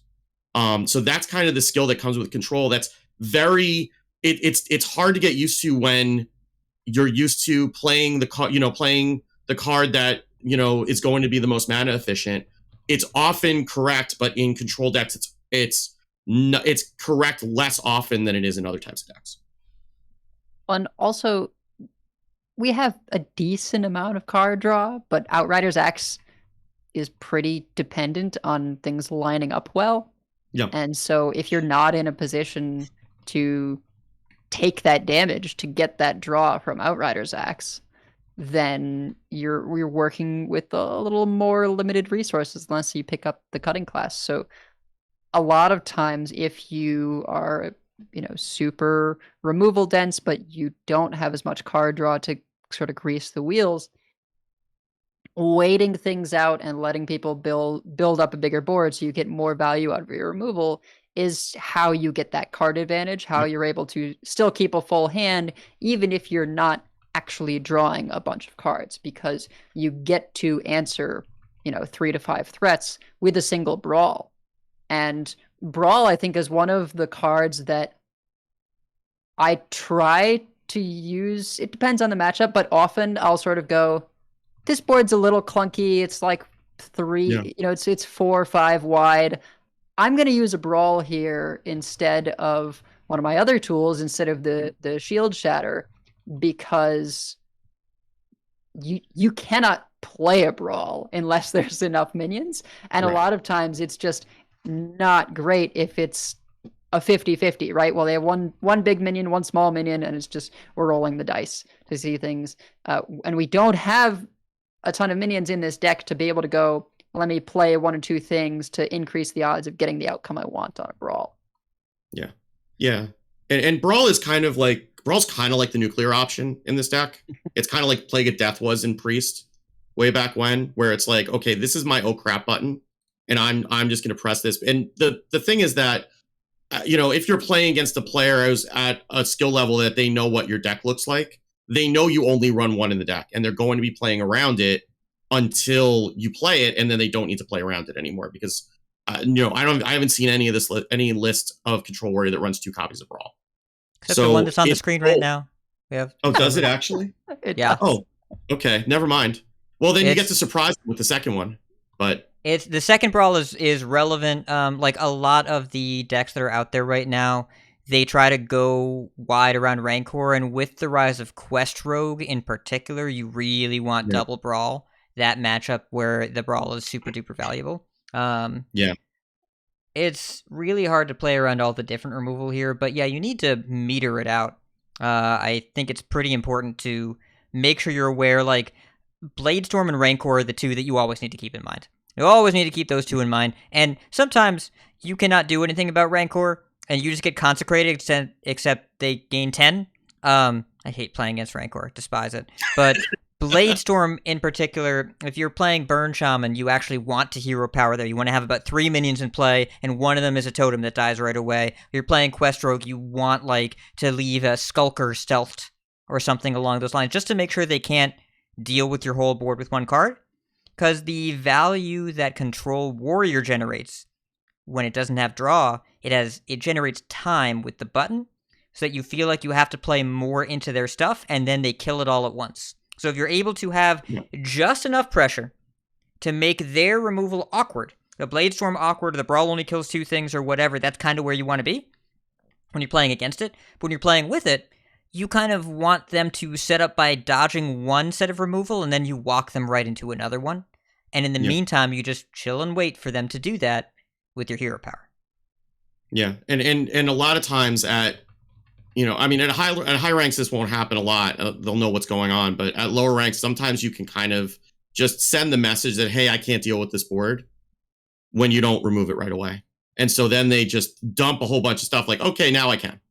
And then you just get that much more value out of it. I think Bulwark's another card that is important you need to understand when to time it, because the goal of Bulwark is really just to buy you time when you've exhausted whatever removal lines up with it, to just stall and then get yourself to the point where you can remove the next board. Or if you know that an OTK turn is coming, then you want to play it out ahead of that. Like typically against something like Mozaki Mage, what I'll do is, once I've seen that they're at like 7 or 8 mana and they played a multicaster, then it's time for Bulwark to come down, because then that gives you a whole bunch of extra turns. And what you want to typically do with those turns is draw cards to find removal for whatever you're not solving, remove the board, and also gain a whole bunch of armor, because all the armor that you get to gain is not going away until the Bulwark gets cleared. So like often against Burn Shaman, what you try to do is play that on a turn when you can already clear, and they don't have any way to get rid of the Bulwark charges if they can't stick a board. So then you just keep removing whatever they put out, and then if they want to remove your Bulwark charges, they're going to have to throw spells at it, and if they throw spells at it, they're definitely not getting enough damage to get over. Can I concede? Oh my god, I hate 5 health Bulwark so much. I hate it so much. It's gotten to the point where McBannerface admitted week 1. The current Burn Shaman list, it runs Primal 1 Engineer. You run 1 Dungeoneer. But he cut that for a Viper, because he said in testing, if you run Viper, you can beat Warrior, and if you don't, you literally cannot, because Bulwark gains them 30 life. Yeah. Yeah. That's accurate. And the feeling of playing against this deck, the thing that you have to learn if you were playing against this deck, if you were the pressure deck, you might get them down to 10 life on turn 5 and say, I'm almost there. No, you're not. No, you are not. Get rid of this idea that them having a low life total means you are close to victory. When they're at a low life total with no cards in hand, and you have more stuff, then you're close. But this deck reminds me so much of the Baron's Priest meta, where we had to tell people, if it's turn 6 and they're at 10 life and you think you're winning, remove that expectation from your game, because you will tilt in the next 2 turns when they gain all of it back, because that's what Warrior does. I had a game yesterday where I was playing Burn Shaman, and they got them to 6, and then they played Bulwark, and then they won the game, and 2 turns later they were at 22. Because I can't do anything. And by the way, if they have Bulwark, then you can't freeze them with your Wild Paw Caverns. I was talking to a friend of mine, Aqua, who he was playing Quest Hunter. So the opponent played Bulwark on 3, and to progress the Quest Hunter had to shoot themselves in the face. That's because amazing. otherwise the quest doesn't go. Yeah. So you have to prepare yourself for the feeling of they're going to gain a lot of this life back. And if you expect them being close to dead to being equivalent to you almost winning, that's not how that goes. You just got to be really, really aware of that and release yourself of the expectation that that's close, because then you'll be tilted the next couple turns when they kill your stuff, especially with Rancor. They gain all of it back, and you have to make another push or two. Be ready for that to happen, and consider itself good fortune when they don't have it, if they happen to die. That's usually not how it's going to go. You can look at the way I've described this to people when I'm doing coachings. Look at their deck list, pick the hand you want them to have, and they still probably clear your board and gain some life. There are not enough cards in that deck that don't do that. That even if their hand starts with Onyxia, Kazakhstan, Rokara, even if you guarantee those 3 cards are in your opponent's hand on turn 5, if they have 6 cards, the other 3 are removal spells. Because that's all they have left in the deck. They don't have anything else. Yeah, like getting a warrior down to 10 early is like beating the first phase of the Metroid Dread final boss. Like you did it. That's an accomplishment, but you have a long road to go before you're getting to the credits. Yeah, I think of note, you really need to have some kind of burst to be an aggro deck right now. This is why Zoo has not fared well, and why I assume Beast Druid does pretty terribly against this deck, because those decks rely on having stuff in play to actually be able to kill you. Rogue does a bit better because their things have stealth, so you can get around certain things that way. Set up a stealthed large minion that maybe gets to hit in with Battlemaster. But if Rogue also has Charge Call now. Like that's the biggest difference is that you get to make a lot of these. Though keep in mind, if I'm looking in the last 7 days at Legend and HS Replay, this deck is still 71% against Quest Rogue. 71, but it's better than the Face Hunter matchup, which is 83% for the Warrior. It's better than Beast Druid is 80%, Taunt Druid 77%, Aggro Shadow Priest 81%. But then you look at the matchups, the bad matchups. Il'gynoth Demon Hunter, 19% win rate. The Big Beast Hunter, 27%. Boar Priest, 14% win rate. Small sample size there, but that's pretty funny. Owl TK Warlock, under 20% win rate. Poison Rogue, around 20%. Boulder OTK, around 25%. This deck in particular is just as bad as Druid in polarizing the format in the complete opposite way as the other Kazakhstan deck. The exact opposite matchup spread, whereas one dumpsters aggro and one cannot beat aggro. Yeah, and traditionally, like, the death rattles that drop things back on board has been the way you beat Control Warrior. Because Control Warrior is generally very good at clearing one board a turn and very bad at clearing 2 boards a turn. So, like, the Big Beast Hunter kind of makes sense that way because they do have, like, the bear, I forget what the hell the name of it is, the 5/6 that dropped the 2/2/4s. Yeah, the furry Void Lord. Yes. That and they have other stuff like that just keeps making boards, and that's a lot harder for Warrior to deal with. But clearing a single board, that's pretty good. I mean, sometimes you could just make a board with 2 big minions, and there's not really a whole lot they can do about it as long as their health is a little bit staggered, so Bladestorm doesn't clear them. Because like Brawl's still going to leave something behind. A lot of their damage is damage based. They can get that number higher, but it's not infinite. So sometimes, like, if there are ways for, say, Ramp Druid to get there, because Ramp Druid just has like a cavalcade of nonsense, and along with the burn that comes from Kazakhstan at the end, right? Like, they can stick enough boards to get enough damage through, and then finish off with an Embers or Book of the Dead or whatever, and then get the rest of the way there. I mean, this is the kind of deck that makes people want to put something like Soul of the Forest in their aggro druid or beast druid, because you need that double board so that if you clear my board, I still have something, and then I kill you with the Arbor up. Similarly, Death Rattle Demon Hunter is going to do better than those other aggressive decks because of those layers, because it's challenging to like work through all of the stuff to actually get a fully clear board. By the way, that's 60% favorite matchup for Control Warrior, Death Rattle Demon Hunter. There's just too much removal. Soul of the Forest, I'd be happy to face as the Warrior because you go Brawl Rancor, just like, thanks for the life, bro. I appreciate it. It's you're not going to get there by playing minions. This deck just does not lose to regular minion strategies. It loses to crazy minion strategies. If you have Anaconda alignment, if you have Ramp Druid into like 4 copies of Locust over the game, yeah, that's going to be enough. But playing minions is not the way to beat this deck, really, with any minions in the game. It has to be some kind of combo or burst or overwhelming amount of stuff. Quest Shaman might be the closest matchup, something that is like a control deck or Libram Paladin maybe, where they just, again, it's just a bunch of stuff. And they just keep making stuff over and over again, and each threat is individually significant, like a classic mid-range matchup. But otherwise, any other actual, like, attack you with minion strategy, anything that plays 1-drops, lose to this deck. Except for Boar Priest. Those are the 1-drops. Elwyn Boar, hardest 1-drop to beat. I played some of that after Clark put out his video. It's really enjoyable. It's not bad either.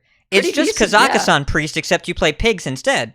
And like, and you can consistently get the sword down like turn 7-ish. Like it's not. Yeah. Yeah.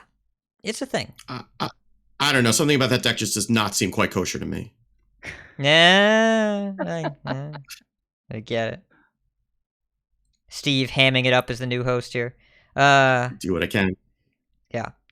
So, okay, we kind of talked about everything except these last 2 bullet points. If they nerf Druid, does this deck stay good?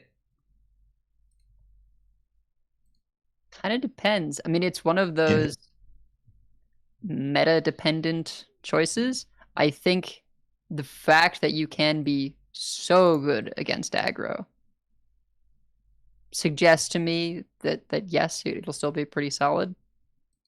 I mean, one of the complaints was that even control decks were struggling sometimes with certain aggro matchups because they had to include so many cards for their win condition that you just didn't have enough tools. So now that you're able to be very focused, aggro decks don't really remove themselves entirely from the meta most of the time. It's happened time and time, but there's usually Face Hunter at the very least.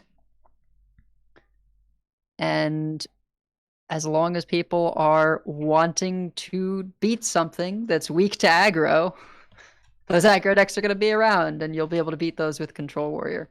So it's that weird sort of trinity going on. Yeah, and I guess it also, like, if they nerf Druid and they don't touch Burn Shaman, right, then this deck will still be good, right? Because if Burn Shaman is as good as it is now, and Ramp Druid is one of the things that beats it, right, then... I think Burn Shaman usually beats the Druid. Does it? Yes. That's been one of the reasons why I've been playing the Burn Shaman, just because, like, you Flame Imp on 1 with the Novice Zapper and it just lives for 4 turns. Wild Paw Caverns is a blowout, and usually the turn they play Kazakhstan, or the turn after they just kind of die. The thing that Burn Shaman really loses to is this deck. The bad matchups are this deck, Quest Hunter, Questfell DH, and Owl. Yeah, okay. So, then, I mean... I guess then maybe that's going to be, I don't know if that would hurt Burn Shaman's play rate at all if Druid went away, right? Because that's really that's the other thing that you're targeting. Like, there's a lot of Burn Shaman on ladder, right? So if however they nerfed it also affected Burn Shaman's play rate and brought that down, then that might affect this. But, like, there aren't that many bad matchups, and if we're getting to a point where those matchups are becoming prevalent, then we're going back into a combo meta again. In which case I give up, right? Like if we're going back to Owl Lock and Garrett Rogue, and because of these nerfs, then we just need rotation already, Yeah, I think, or we need to nerf this too. So, I guess it sort of depends what your viewpoint is. Like, how good should a control deck be against an aggro deck? Obviously, 70 or 80-20 is pretty polarized. But it's similarly polarized for this deck against the combo decks. And so it's kind of a matter of, is it even possible to get both of those things going better for the control deck? To me, I sort of consider it, well, this is the nature of polarity and deck choice and having good matchups and bad matchups. I don't know what exactly you would nerf to just like be a bit weaker to aggro with this deck. I'm not sure. And then similarly, is there something that you could buff to be a bit better against combo? I don't know. I'm sort of from the perspective of you sort of live with some level of polarity, because that's why someone plays control, is because you want to beat aggro decks. Yeah. Well, so the thing that I found most interesting in the capital D discourse of the past 6-7 months since Stormwood has come out is kind of understanding what the draw is behind playing a control deck that control players who self-identify as control players want to do. And the thing that I eventually stumbled upon, that I think I talked through this a couple times in the show, but I'll say it again because I do that, people want to play a deck that effectively answers what other people are doing before they worry about winning the game. They want effective reactive answers that do not involve lethality, that do not involve, well, just kill them. They need that if there's another deck in the format, what control players are looking for is, I want to stop them from doing that thing. Okay, just kill him. Know something else, what else you got. And you have to have an answer for them, because the answer is just kill him, and that's the only answer. That's facing Quest Rogue back in Ungoro. People don't want to do that. They want to have an answer that's not just lethal. So, this deck has a lot of really effective answers, and is very reactive. It's the kind of deck that people have been talking about wanting back. But it doesn't need to be quite so polarized. I remember the nerf to Perpetual Flame and Quest Shaman back in Stormwind. That deck had a lot of 70 to 80% matchups with 1 mana Perp Flame and finish the quest on 8. They slowed it down. All right, they slowed it down. So you could do that here. There are a bunch of ways to do it. The Shield Shatter Buckler interaction feels crappy to me. It just, that Soul Rend shouldn't be half price with no downside. That's pretty clearly intended, though. That's like saying that like Maestra Null shouldn't be happening, right? Like that is 100%. It isn't happening anymore. From the design, they nerfed the hell out of it. Clearly intended. Well, no, they nerfed around. I mean, they nerfed the card, but they didn't nerf the interaction, right? So it's okay. So if Buckler was 4 and 4 instead of 5 and 5, right? Like if Buckler was gain 8, lose 4 instead of gain 10, lose 5, then that's a Soul Rend for 4 mana instead of 2 mana, kill whatever I want. It's something like that. Onyxian Drake, is really efficient, really, really, really efficient, and I don't mind it having efficient cards. And I don't know if any of these are the answers, because the mechanism that allows this deck to exist is specifically Kazakhstan. It is exactly Kazakhstan. If they removed some of the treasures that allow you to win from that pool, and you could whiff and just have a bunch of reactive stuff, then maybe that would be enough, and you'd have to put actual other cards in the deck. The polarity of this deck is both the efficiency of the removal and the ability to concentrate all of the endgame power into one card. I want players who like this strategy to have access to this strategy. I don't want this deck to get deleted yet. But I don't want the post-rotation format, which is supposed to be more board-based, to be defined by Snowfall Guardian and Shield Shatter. I do not want that to be what defines next year's board-based meta, because, like you said, Steve, that pulls us off the board and makes things worse for people that want to play for board or against board. You need to have the removal decks be beatable by board stuff so that combo isn't the only answer, and we can't have combo be the only answer. So the amount of polarity in this format, Alec has said in his last interview with us over in VS, he said the thing they try to avoid is to feel like you should concede when you see the enemy portrait. And that is where a lot of the times I'm at right now in this meta when I see a warrior. And I think that feeling needs to go away. I don't know how they do it. This is the hardest set of nerfs that I've ever looked at, because I don't really know what to do, and rotation will change so much so soon. But at least with Druid, it makes more sense. Make Kazakhstan slower. Sure. The deck is still really good, and people have figured out Scale of Onyxia, and you can play Best in Shells and Bog Beams, and you can get Lunar Eclipses. Like, there are ways to be a little better against aggro, but you still lose to aggro most of the time. But at least it's very clear what we need to happen. I don't know how you make Control Warrior worse against its best matchups when it's still probably going to go from like the 80s to the 70s or the 70s to the 60s. But slightly less polarity and the feeling of I know how I'm supposed to beat them would be great, and I don't know how I'm supposed to beat them. Maybe Shield Shatter just does 4. Maybe that's enough. Maybe it just, instead of 5, it does 4. You take 1 damage off. I don't know.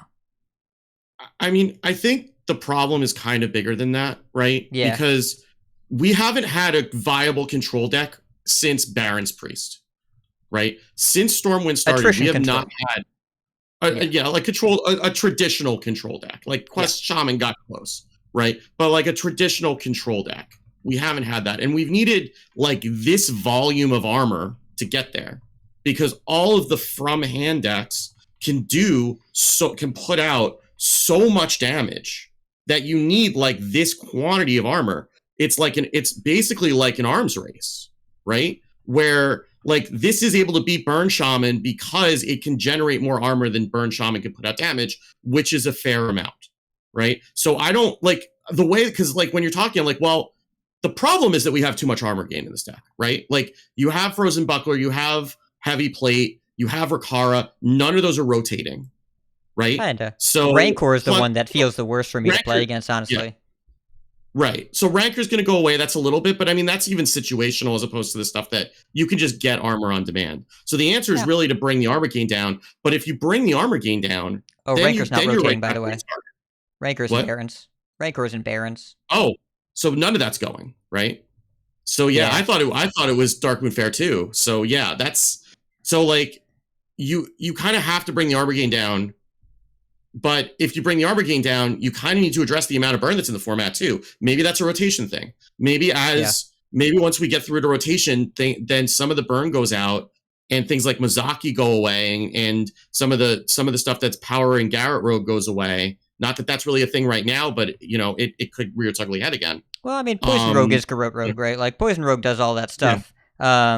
And we're still keeping Guild Trader around. We're losing Secret Passage, which is significant. And Burn Shaman's losing Lightning Bloom, which is significant. But, there's still a bunch of good stuff here. I mean, if they want the from hand stuff to be less relevant, and it mostly was before the mini set, there was actually a decent amount of board, but I don't know. It's hard to say because this format is clearly a lame duck format, and we're waiting for the next one to really see what's going on. But also, I don't think they should leave it this way for 4 or 5 more weeks. Yeah, and I mean, they could do things like, if they really wanted to reduce the amount of burn, they could do things like take Lightning Bolt out of core. Like, those are some options that are available to them too.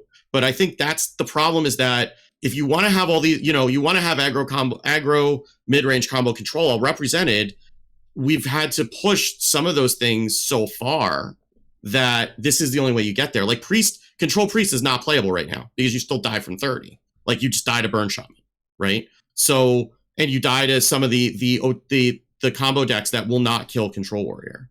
So like, you lose to this deck. You lose to this deck too. Well, you lose to this too. Yeah, you do lose to this too. Oh, you could play Quest, right? Quest would beat this if Quest was viable against anything else, right? Because you would just draw your deck and find stuff, and they can armor all they want. They're not armoring through a Purified Shard.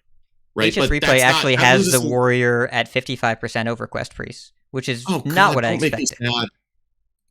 Because you can just play the Kazakhstan out earlier and just get going and probably kill.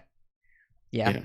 And one other thing that I just want to go back to what you were saying about why people want to play Control, because I know I get this question a lot, like, what's wrong with you? Effectively, is generally how it's phrased.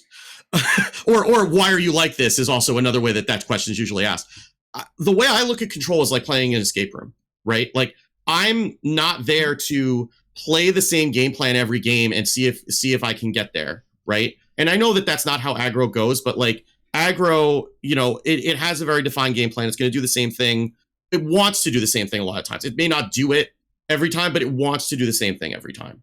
And going into a Control game, I'm going in with a different strategy based on who my opponent is, and what I'm doing is basically putting myself into an impossible situation, and then seeing if I can get my way out of it, because that's how I make myself feel smart. Whereas an aggro player might get there by figuring out exactly how to meter out that damage and playing all the burn, in the right sequence and playing around the clears to get there, and that's how they feel smart, right? It's just a different way of feeling smart. But I don't think it's about not having lethality. Like, when I play Quest Priest, I very much enjoy being able to shard people in the face. That is what I'm looking to do.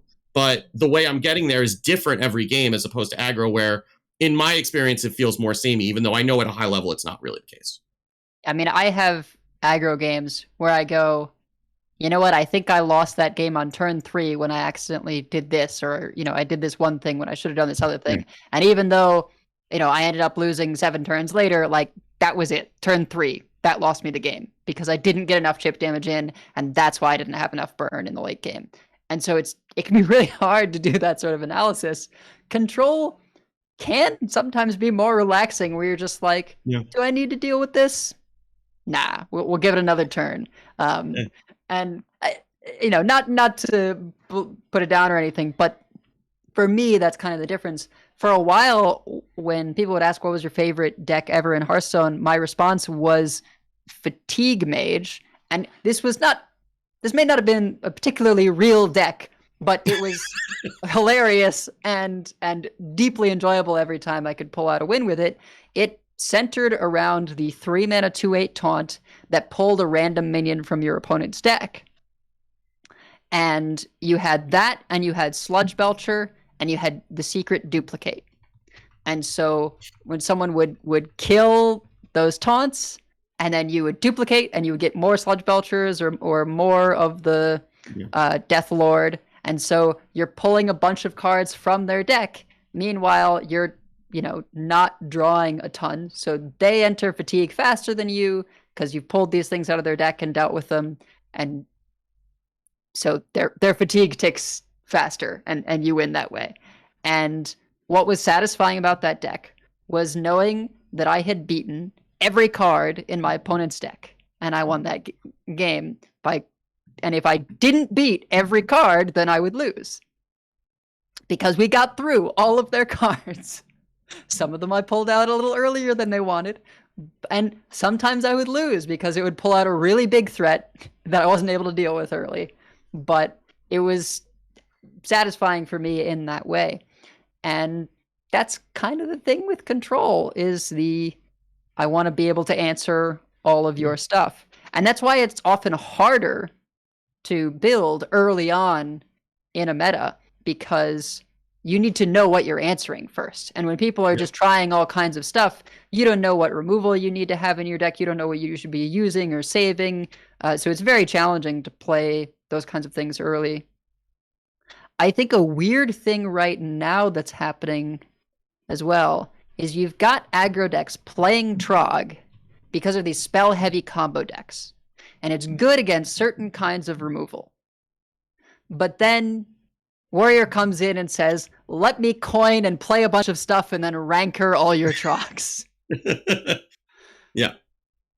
And that's pretty rough, because that card is very much intended to be a anti-spell thing, and it ends up working against you in sort of this matchup specifically. Obviously, it was way too good in its first iteration. We would probably still struggle with, Trogs copying the Blessing of Authority version of themselves. And then not saying we should bring that back so it can be good against this Control too. But there is kind of this unfortunate thing where the Trogs often end up giving the Warrior a bunch of armor instead of being a sticky minion to actually get in solid chip damage in the early game.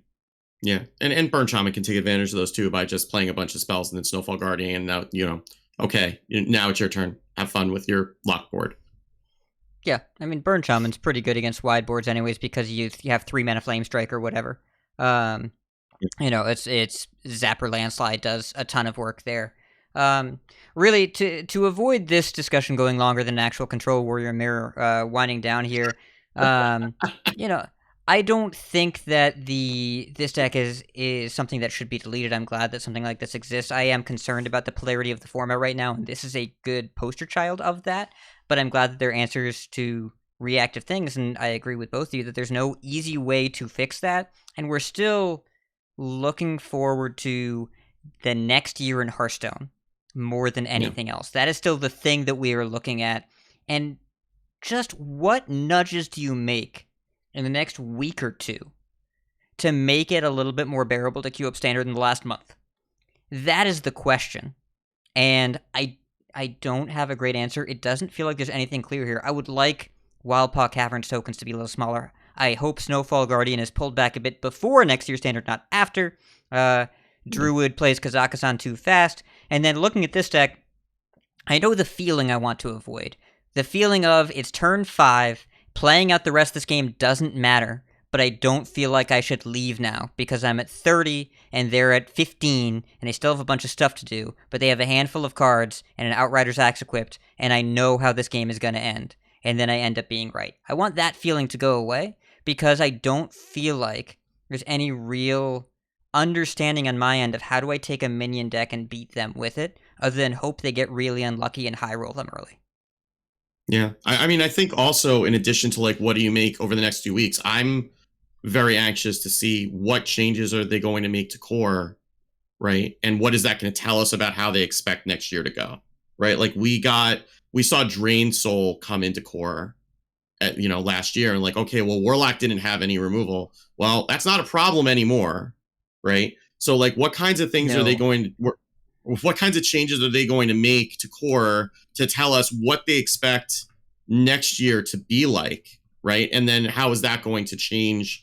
Because like right now, the only information that we have is like, well, if we just have a normal rotation, right? Core stays the way it is, and we just rotate out these 3 sets, what are things going to look like? We know that's not going to be the case, but we don't know how drastically. They've said that the core changes are not going to be as dramatic as the original one was, because they don't have as much work to do. But we don't know if that means 10 cards, or that means 50. Like, we don't know, does that mean nudges to numbers? Does that mean cards coming out? Does it mean cards coming in? What's the mix of those? Like, there's a lot of, like, I think half of my concern about this meta is this meta that we're in, and half of it is what's next year going to look like, because we're already seeing like a lot of overload of buckets, right? Like, we see a lot of armor, we see a lot of burn, we see a lot of card draw that's come in the past year. It's hard to walk that back in rotation. What is that going to look like once we're losing, the year of the Phoenix sets? Well, so given all that unpredictability, just focusing in on the things that we can know. I feel like Outrider's Axe losing a durability might actually be an interesting way to at least hit one piece of this, which is that card draw, particularly with Corsair Cache often adding a durability. I mean, it feels like that thing goes on forever and just invalidates your mid-game while drawing them cards. They've what got a world enough. We're in. Outrider's Axe. Before release, this card's crazy. In Barons, not good enough. In Stormwind, not good enough. First have Alterac, not good enough. Now, we should probably nerf this. I mean, the thing is, when it was released, I thought it was insane. Everyone did. It looked crazy. It didn't suit the times. I mean, on its own, you kill 3 things and draw 3 cards. Yes, you have to pay a blood price for that, but it's an insane rate.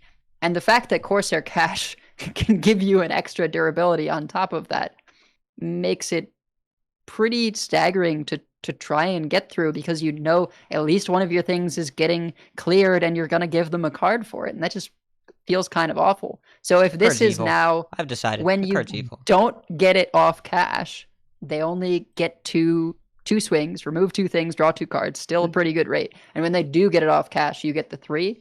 I think that might be a clever way of sort of toning things down overall, because if they draw fewer cards, then you're more likely to be able to sort of run them out of the answers they're actually able to use. You can keep their armor down. One of the answers in their hand is Shield Shatter, and they don't pick up the way of gaining all that armor back in one turn. Maybe they're not able to use it. I mean, that's always the thing with Warriors armor-based removal, is that if you can actually keep them from having that armor, keep taking it off so that they can't use their Shield Slams, their Nyxian Drakes, their Shield Shatters, that's where you actually start to be in territory where you have a chance. Yeah, or maybe we just cut out Outrider's Axe and then Corsair's Cache always hits Bulwark. All right. So that's all the time that we have today. So we have many folks we'd like to thank. Check out our thanks section on the website, coinconcede.com, where you can find our contact info, our show notes, our Patreon information. You can monetarily support our show at patreon.com/coinconcede. Join us every week live by following us on Twitch at twitch.coinconcede.com. Join our community chats in our Discord, discord.coinconcede.com. Run into our email at coinconcede@gmail.com. Follow us on Twitter, CoinConcede, as well as like, share, and follow us on Facebook at facebook.com/CoinConcede. If you like some CC swag, head over to our shop at shop.coinconcede.com. Big thanks to our producers, Number Theory, DogeDK, Proby1, Crush, Cap, Beef Squatch, David P, Snowpack, Lucky, Faded Black, Wild Lou, Eternal Wizard, and Jeremy T. Big thanks to our sub, DogeDK, 15 months in the chat today. Thank you so much, Doge. Coin Concedes. Is anybody ready? Anybody? Yeah, I can go. Go ahead, Steve. All right. So I am in a Coin Concede to Baximus. We had my first coaching this week. And we started talking about it, and like, well, what, and you wanted to play priest. I would expect most of the people who are asking for me to be doing coaching are probably going to be in that realm.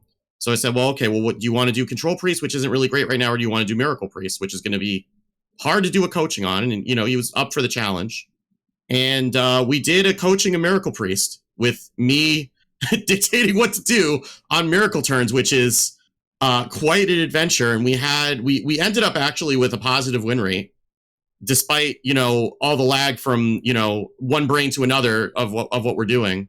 And we had one game at the end where we're playing against a beast druid where we went into turn 6 facing, I have the replay up in front of me, like a full board with like 3 buff trogs, and the entire board was full, and we were down to 12, and we ended the game next turn with an 18/18 Ysera at 24 life. And it involved making a bunch of like ridiculous decisions along the way on the fly, but he was a great sport about it, and it was a lot of fun. So and apparently I can coach Miracle Priest, which is I'm not signing up for that because my voice was very sore after that, but it was a lot of fun. That sounds very entertaining. What about you, Edel? So I don't know if this is all of them, but just in general, Concede to the coachings that I've done this week, I kind of had a dense end of the month scheduling a bunch of coachings. Got Wash, Mad K, 17, Fade to Black, and Bear. Several of these were with Quest Hunter, and I got to live vicariously through the coachings because I have not been able to do very well with Quest Hunter where I am. But we've managed to have some like 6-0s, 6-1s, some really good sessions with the Quest Hunters.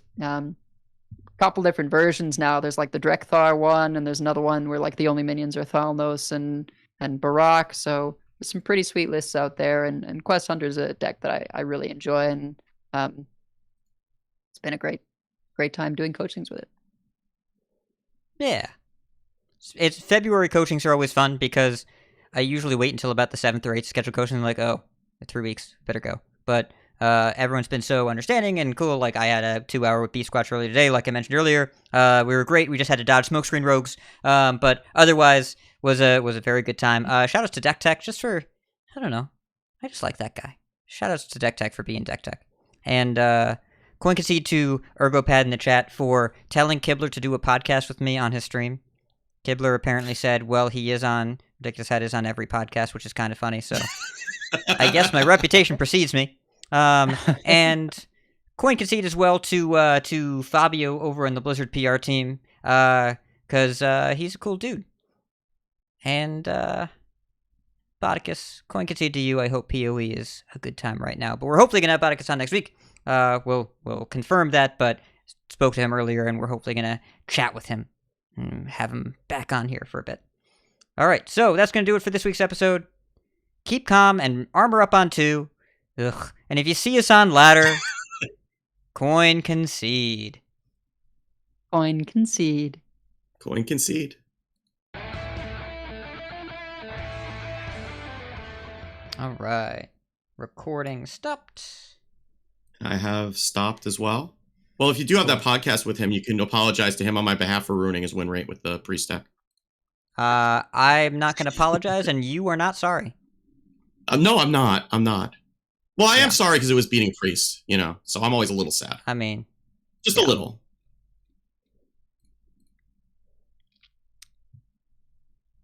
All right. He's doing the Lord's work, and I didn't want to get in the way of that, but you got to do what you got to do. Yeah, it's so the list there is similar to Ike's Priest, which is similar to a player named Earleg on the ladder, who has been playing this kind of tempo-y Blessed Priest for a long time, and it looks fun, but it's definitely very minion heavy and not really a control deck. It's more similar to Buff Paladin than anything else. Like you bless your Whelp Bonkers, and you play Crossroads Watchpost on 4.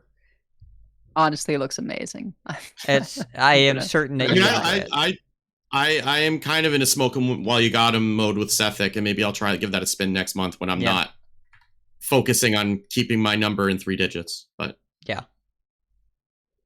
you'll know that the magic has been inside you all along when you queue that up at top 500, anyways. Yeah, that's when I know that all of this. That's when I know I've ascended, but I don't think I'm there yet. Yeah. Yes. All right, everyone. Well, we're gonna call it here. Thank you so much for tuning into the stream, and we will see you next week. Bye.